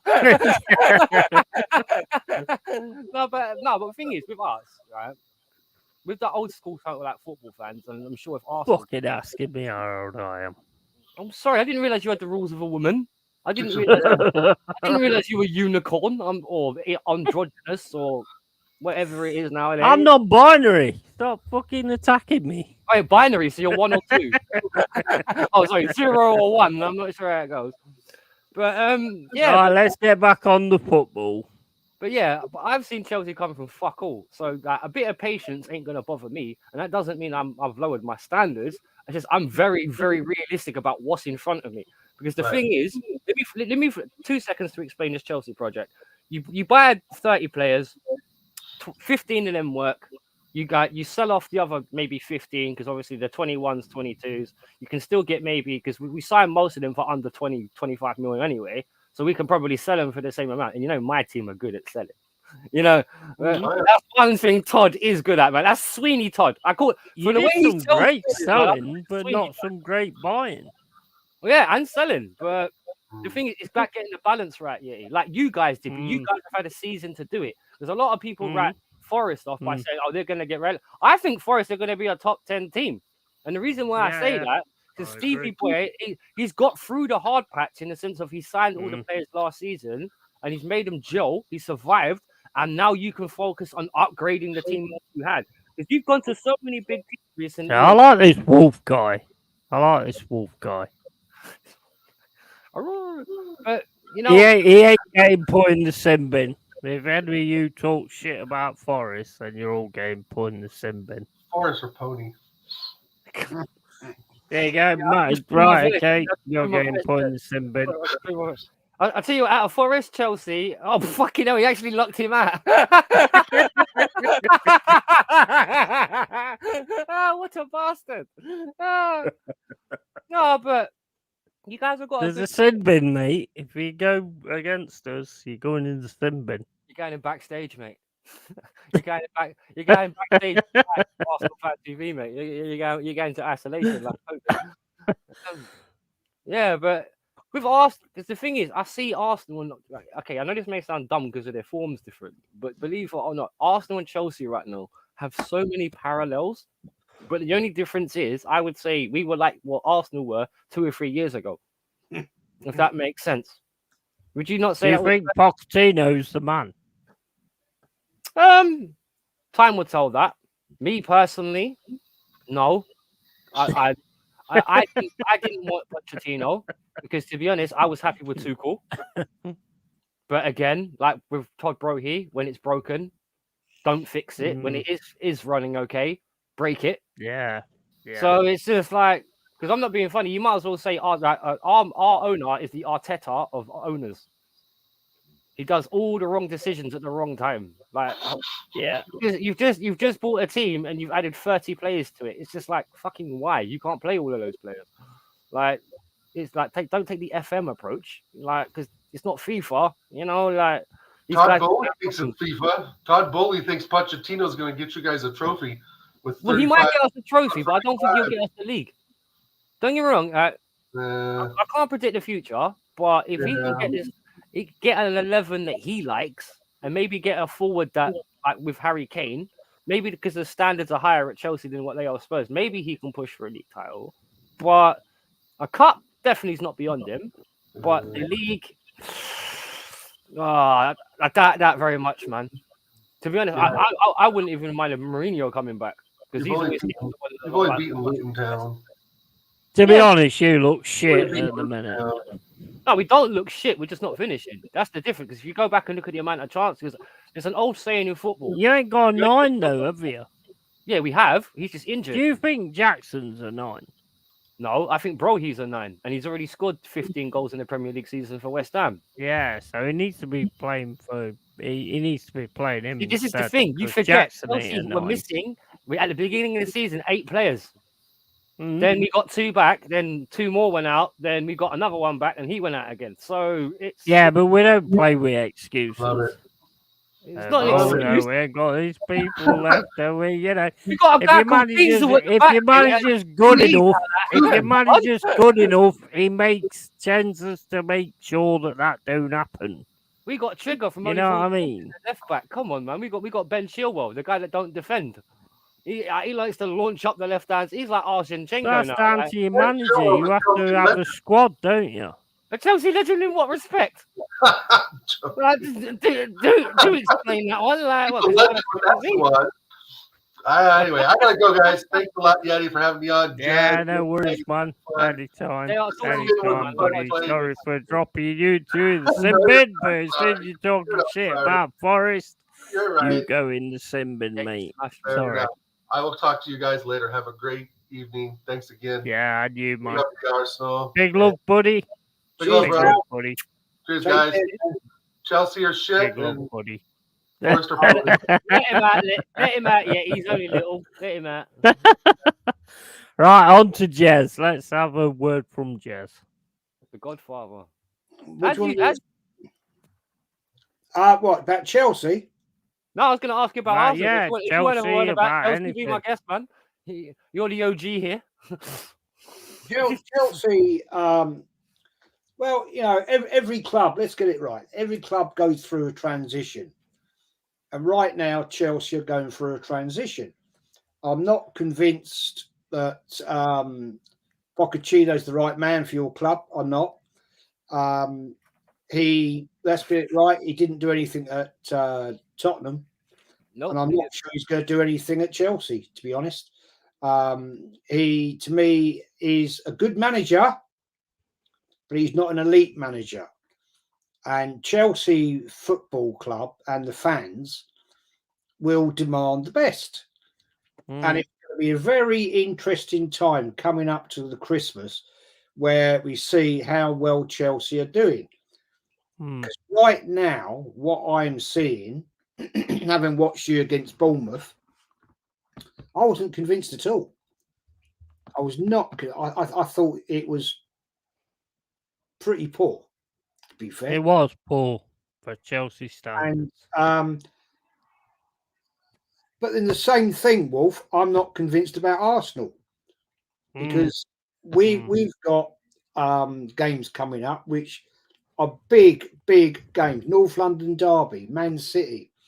Let's take out the equation right now. The Champions League games and the Carrier Bag Cup against Brentford.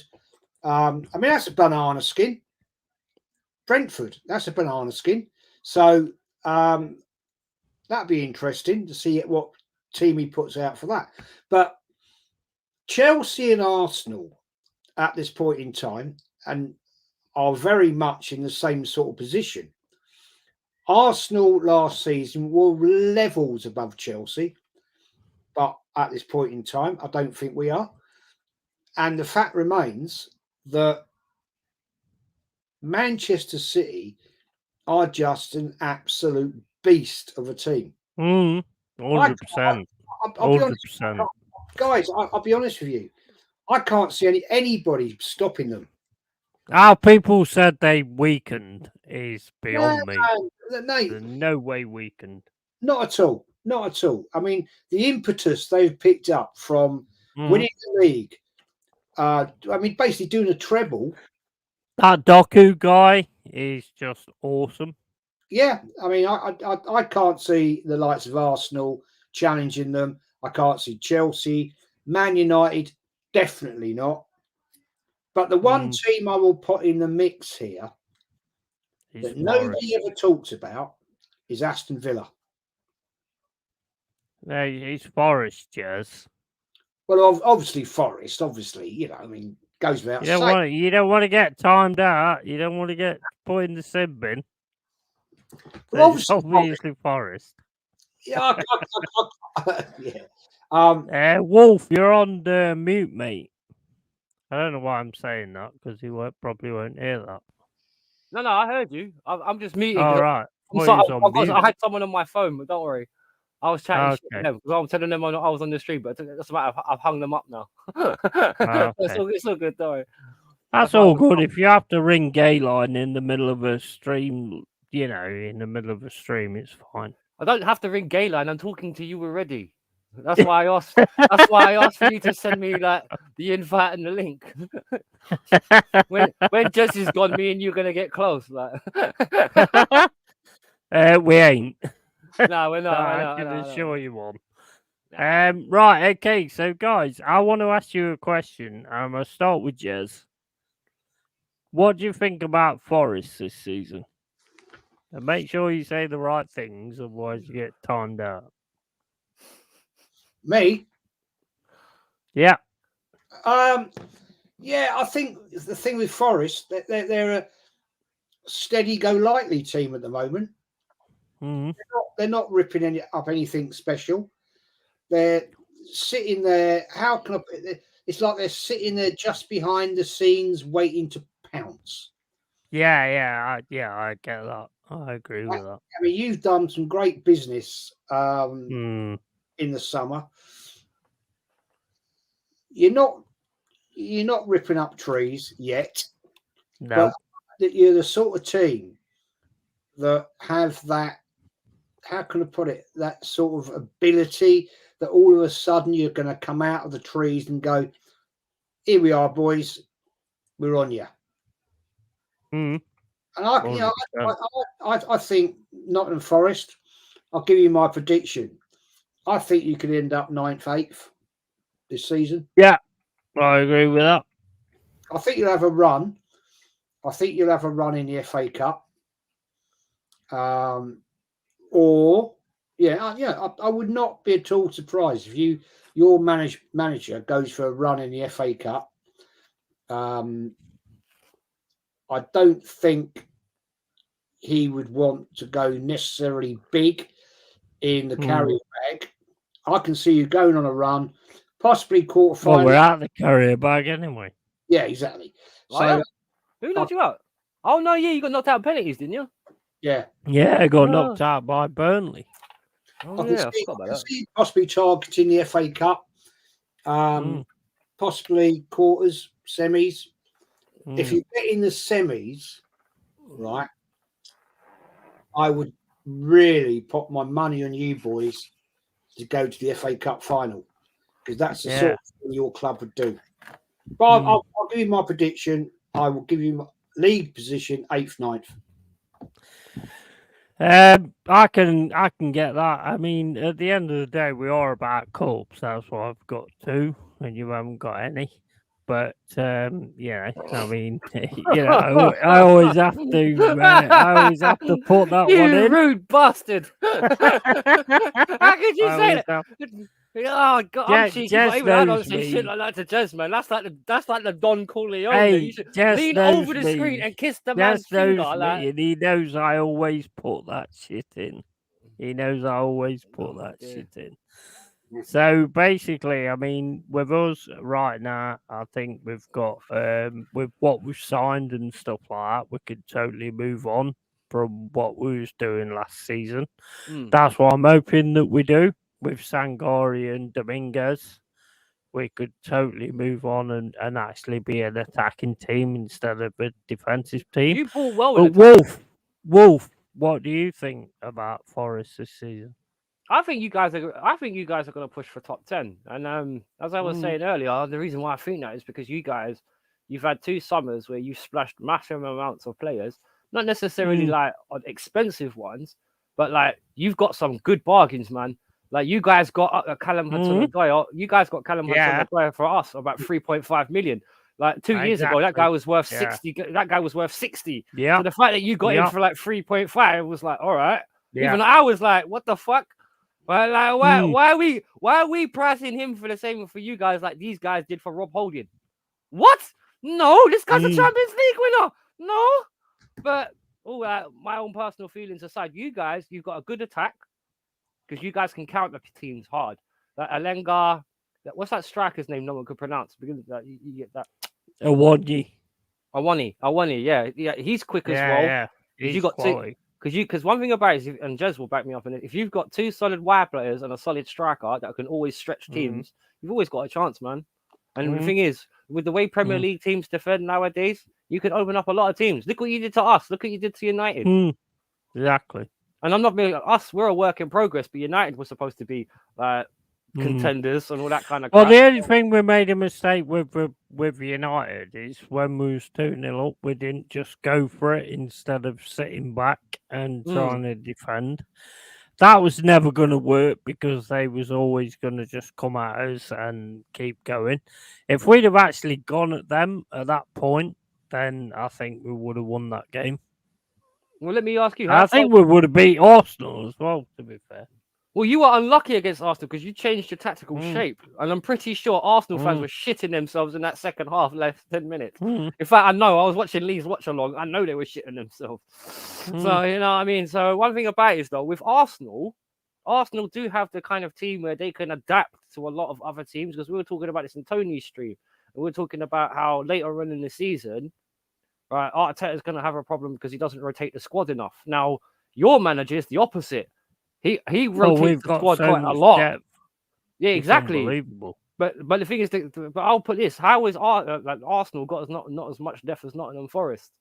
See, it don't make no sense, does it?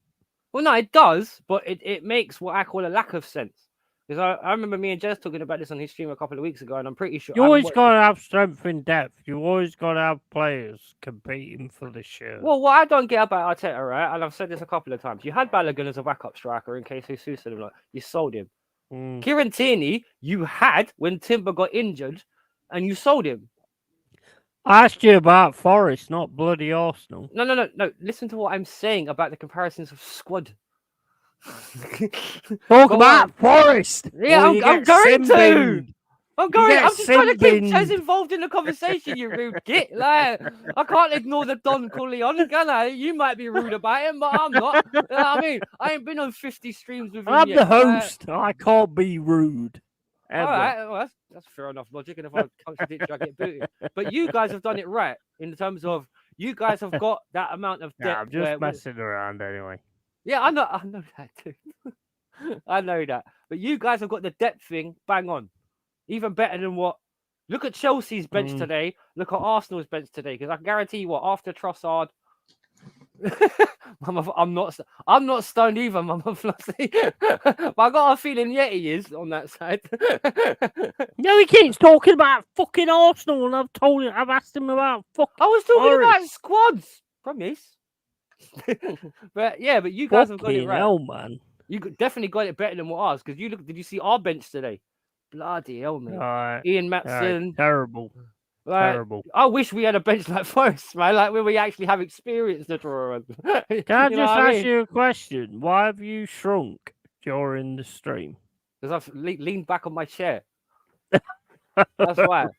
Because I had my camera up there earlier, but I'm not gonna lean forward the whole time. And you have got the longest neck I've ever seen. Are you a giraffe? See, that's what. Fuck off, you. I saw that in the chat. Well, I got a long neck. For what? Well, hang on. Well, we're talking about Mama Flossie about not being stoned, and we talk about my neck. Like, I don't want to talk about Forest no more. Let's talk about Manchester City. I'm just asking, are you a giraffe? No. I'm not a giraffe. But you're right. I have got a long and thick neck. Was your mum a giraffe? Fuck off, talking about my mother. Talking about my mother. Wait, steady on. Wait, just look at this guy. He's brave when he's had a bit of Dutch courage, isn't he? He's a brave man. Like, I'm a very brave man, mate. Don't worry about Dutch courage. No, not nuts courage, Dutch courage. That's what I said, Dutch courage. Understand. Well, go on. Like, how far do you think you're gonna get then, Yeti? If you're sober enough. I think we could possibly go top 10. But I don't know because it depends, because we've got them new players in. I think we could totally play a different formation now. It's only Yeti. And a real sort of attacking formation. But it just depends whether Cooper wants to do that or whether he wants to continue with the low block and the defensive thing. But I think we've totally got the players now to go 4-2-3-1.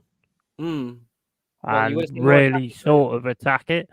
Yeah, I'd like Sangari and Dominguez in the midfield. They can handle that midfield from what I've seen. And then have Callum Hudson-Odoi on the right, Elanga on the left.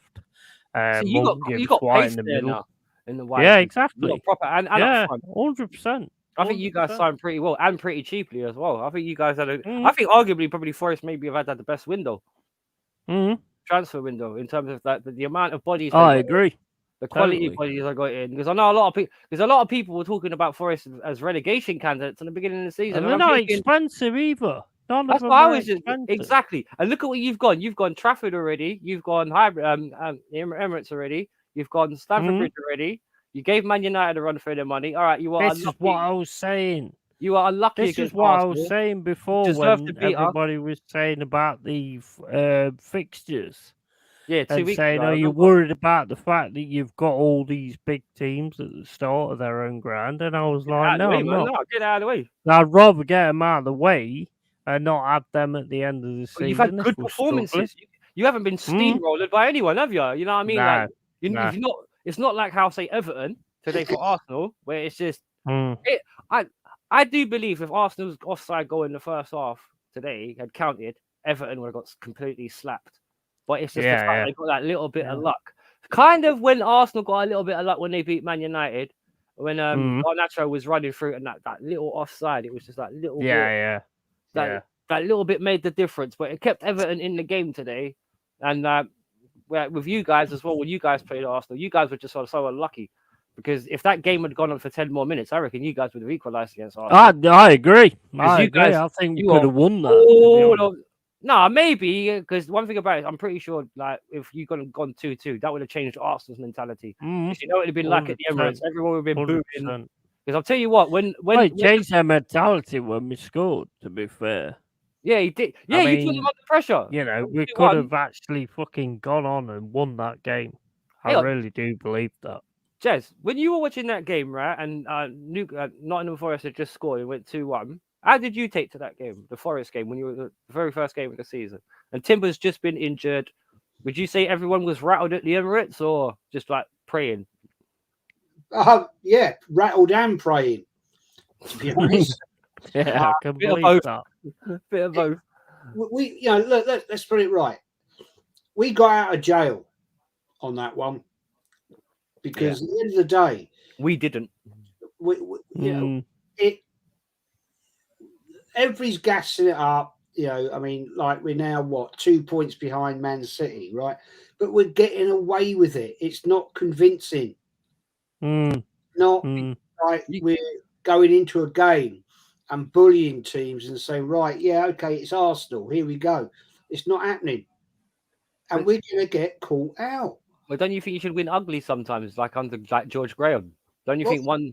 You can only do it... Yeah, exactly. Yeah, yes. 1 or 2 times. And I said this earlier. When we had George Graham, right, we had an absolute world-class defence, in my opinion. Totally. Yep. It was a totally different situation. The game at the time, football in general, was a different game, right? And we got the fact that we had a defence, we could shut the game down. We had a midfield that could boss. And our 2 strikers at the time, if you want to call it, Alan Smith, David Rocastle, Ian Wright. One of my favourite strikers, Alan Smith, man. They would command it, and if they needed to, they'd just close down. If George Graham gave that signal to the back 4, tighten up, boys. That's it. Tighten up. Shut it down. And you would do that for the last 25 minutes. You know what, Jez? When I look at old school football, right, that's what I miss about old school football to now, right? Even up until like 2008 and 9, like when a guy was not doing their job, you used to see a John Terry or a Patrick Vieira or a Roy Keane fucking just, wait, what are you doing? Get back on it. Yeah. I agree. You don't see that on the pitch no more. Yeah, that's why I was kind of like hyping that fact with Ken when I was on your show last about how the mentality of players is completely different. Because I'm not being funny, and I think I alluded to this with Jez the other day when was it you, Jez? I said about how long would he be on the pitch with Vieira, Kai Havertz be with Vieira before he killed him? I think you said like 10 seconds or something like that. He would literally be like, how he looks as he plods across the pitch.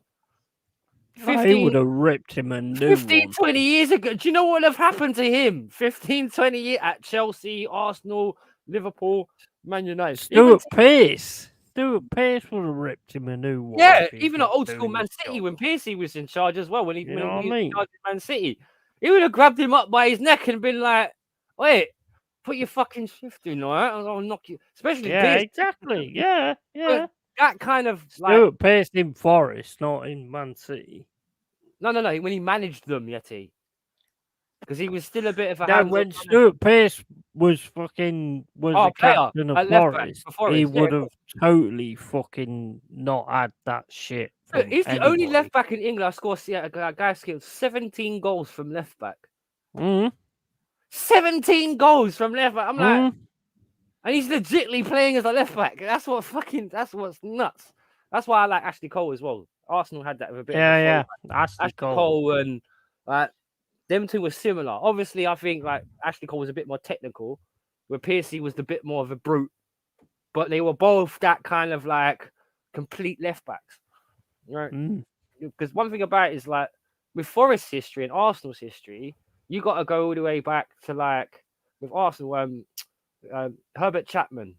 When did he win the league for Arsenal? Wasn't it like Jez, help me. When did Herbert Chapman first win the league for you guys? 1932. It was 1932 because you had Herbert Chapman because he was the first English manager to win the league with 2 teams. Then that was after. Then Clough was after that. Oh, bugger! You know, thing about when you read so much history, you got to refresh on it. Forest history and Arsenal history is quite scary if you look on Google because they beat us a hell of a lot of times. Well, don't forget they got a 7-1 against us at some point. Yeah, but that flipped when you guys got Cloughy. Because one thing about it, you became that's the one thing about it, is that he was a beautiful bastard of a manager, because Forest, even though they weren't the biggest, like, you know, if there was a little team you didn't want to face, like kind of like how Blackburn and, you know, like Bolton were in like in the 2000s, they were a little team you didn't want to play. Because what was it Clough famously said, like when you guys got Liverpool in the European Cup, and he was oh shit, we got Liverpool. Oh, don't worry about that. Yeah. Sitting there in their dressing room. Yeah, he did. He didn't give a shit about any Not this club. lot again. But the thing is, with George Graham, because how long, I can't remember if you guys, was it 10 years? If you guys won the Arsenal won the trophy at the cup, I think you won the league in the 70s, didn't you? Then you had to wait until what, 10 years, late 80s before you won it again, Jez? 89. Yeah, the night at Anfield. So how long ago was that? It's 18 years. It was 18 years. Kind of similar to what's happening now, actually. Kind of similar to what's happening now, but Cloughy had an ethic that you come to any game and you win it. It doesn't matter whether it's Liverpool, whether it's Man United, whether it's anybody. didn't give a Make shit. sure them It's players had that mentality to win it. But that was the biggest thing with Cloughy. But that's why I like to respect George Graham, because he was that kind of manager where, even though I got total respect for George. Because one thing about he's the first, if you want, if modern proper English tactical man, or Scottish or British, if you want to call it, because he was actually tactical with how Arsenal played. Once they scored a goal and they shut up shop, you weren't getting through. That was the point. Dixon, Merson, you know, Adams, all those guys would slide back. Like, and you had guys, Gordon Bennett. You had men like David Rocastle, Michael Thomas. Then you had guys like Ray Parlour. Who was the other one? Steve Bold and Adams. Boldy, that's it. Thank you. Mate, the Perry best Groves. back four. Perry Groves. Do you remember Perry Groves? Yes. Oh, what a player! What a player! What a baller! The best back four on the planet for Arsenal. You know what? I would argue 100%. That was the only defense in England at that time that could compete with, like, maybe Man United later on in the 80s, but that was the only, like, defense. That was when nobody knew who Chelsea was until the money came in. No, shut up. I like how you ruined a perfectly good conversation just to have a dig. Yeah, git. We'd already won the league by that That's point. what I do, mate. That's what I do. Bro, you know the funny thing is, the last time we won the league was the last time Michael J. Fox went Back to the Future, 1955. That's the funny thing. So you couldn't make it up. But the thing is, like, Graham was that first, for me, he was the first British tactical manager. He knew how to lock other teams out. And it wasn't just for the fact that he stuck them locked back. He would alter the midfield to lock out the opposition's midfield as well. Because those guys would set up. It wasn't pretty, but my God, it worked. Just like you guys had when you guys had like mans like Kenny Burns and stuff. These guys used to just muscle people out of the way. Because they run through a wall for him. They would run through a wall. Just like they would have run through the wall for George Graham. They would absolutely run through a wall. And exactly, 100%. Exactly the same for George Graham.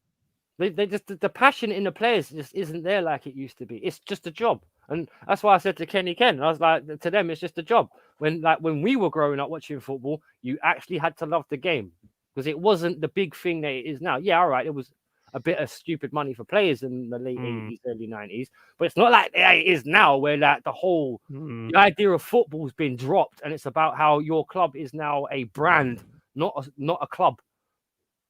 You know what I mean? Like Drew Gunner says down here, Clough has a brilliant character who deserves to be spoken about more than what he does. Dude. And he does. He needs to be put in that top one, in my opinion. Me and Yeti had a show planned for last Friday, and he had to bail out. I don't know why. I imagine that's why he went missing over the weekend. But me and him were going to... I needed to have a wank, mate. I need to have a wank, so I couldn't. Missing from there, you want bloody shooting. He turns out he did on the wall. I tell you what. You shut the fuck up a minute and let Jez say something. Yeah, I mean, I was going back to what the Wolf was saying. It was in the George Graham era. It was the fact that the 89 team was the fact that it would be that the North Bank we would be singing 1-0 to the Arsenal, boring, boring Arsenal. And that was the fans singing that. And it was a mockery. We were taking the piss. The fact that we were speaking it, and it was 1-0 to the Arsenal, even though it might have been 2-1 to the Arsenal. It was 1-0 to the Arsenal. And that was the way, the mastery that George Graham could do it, in the fact of the amazing defensive back four. But the clever thing was, once he shut that midfield down, quite often the attacking players, never your opponents, right, whoever it was, never got past the bloody midfield. That's exactly what I was talking about. That was it. They were locked out. 1-0 to the Arsenal was 1-0 to the Arsenal, because that's one reason why I love them. Because they was amazing with that. They was amazing doing best that. defensive team. Remember the Sheffield United League Cup games, right? It went to a replay. Yeah, do you remember that? And right, he scored. Yeah, and Arsenal went 1-0 up in the replay. Yeah, and it was, you could almost see George Graham giving this almost the signal. Right, Mama. That's it. Good night, Mama. That's it. Close it down. Just close it down. And Arsenal, all Arsenal did was frustrate them. See, Sheffield United were getting more and more and more frustrated, and Arsenal just kept pushing, and to the point you could see Arsenal was sucking the lifeblood out of the Sheffield United players, draining their heart, mate, taking their heart out of them. They could not find the way through. I always used to call it the barbed wire. Right, you can't get through that midfield because he'd go. Shall not pass. Yeah, exactly. It was 4 midfield. Arsenal might play a 4-3-1-2 back in them days, right? Then all of a sudden it'd be a 2-4-4. It was almost like the midfield with a barbed wire, right? And I think about this, and then the back four with the machine guns. I was going to say landmines, especially with Tony Adams, mate. If he belted you one, I mean, it was boring as fuck for a neutral to watch it. No, but it worked. That's brilliant, man. You want to see a team going crazy. You want to see them getting upset and pissed off because they can't score. You want to see that as an Arsenal fan back then. Because that's when teams prided themselves on being able to defend. And that's why I love that Arsenal team. Because they could go forward. Because he said about, I swear, because in that game, that game he was just mentioning about the FA Cup replay, didn't in that game Ian Wright chip Sheffield United's goalkeeper? Yeah. He lobbed him. What was his name? I can't remember his name. Because I remember, because he was standing on a green, because they had the green billboards behind the goals back then as well. And I remember him standing there running back to his old, because the old nets kind of like sagged down, they were heavy, and he just ran into the back of it because he tried to run over, because Ian Wright, because he lobbed him twice, I think. I think he lobbed him in the first game, then he lobbed him in the replay. Yeah, he did. Did he? Not sure. I can't remember. I'm trying to remember. I don't remember that much. If you remember the classic game, the classic, the '89 game at Anfield. Vaguely. When Arsenal went 1-0 up, the midfield suddenly went into a totally different position, right? And you could see exactly what George Graham was trying to do. It was all about get them on the counter. Classic banks of four, isn't it, Jez? The two banks of four. Let them come on. Let them come on. Let them come on. John Barnes down the left, and it was what's his name? Mahone or whatever his fucking name was, trying to do this, trying to do that. But Arsenal were just like, stay. Stay. And then all of a sudden, John Lukic passed it out, bang, up, and, well, we know that Michael Thomas, you know, and it was just the fact that the David Rocastle, he kept dropping back into midfield to make that gap sealed. Yeah. And Yeah. You can see Liverpool were like, what? How do we get through this? Kevin Down, I remember watching him in the box thinking, you could see he was like, what are we going to do to get this goal? Yeah. And that's amazing. That's the Kenny Dalglish Liverpool, by the way, folks. So anyone didn't know who the Kenny Dalglish Liverpool was in the 80s, get to know. To frustrate Liverpool at that time, at home, at Anfield, had to take not only defense of the best class, but maybe of the top class. Like, if you know what I mean, you have to do that. You know, a 10 out of 10 out of 10 performance all over the pitch. You know, when people used to say 10s all round. That was one of those ones. It was 10s all round because Liverpool didn't have a sniff. It was one of those ones where you expected a battle, but you found a stampede. You know what I mean? Because like Jez said, I don't remember much about that game, and a lot of it I've seen off highlights, even extended highlights. Because obviously I was only about 7 when that game happened. But you could I do remember Jez saying when Jez was saying about the frustration of the Liverpool fans and players. Because even at 60, Arsenal was amazing at that time. Yeah, but then again, so you had a similar period about 10 years earlier, though, right, with your defense, Yeti. Because when Kenny Burns and them not first established, like 100%. Des Walker, cool. How can you forget Desi boy, Des Walker when he got into your back four as well? Des Walker, you do so many good fucking defenders back in that day. But I tell you what, guys, I'm not being horrible or anything like that, but we've gone like nearly 2 hours and 12 minutes here. Yeah, no. I was just going to do a stream on my own, but, you know, it is what it is. So now I want Jez, shout out your channel, buddy.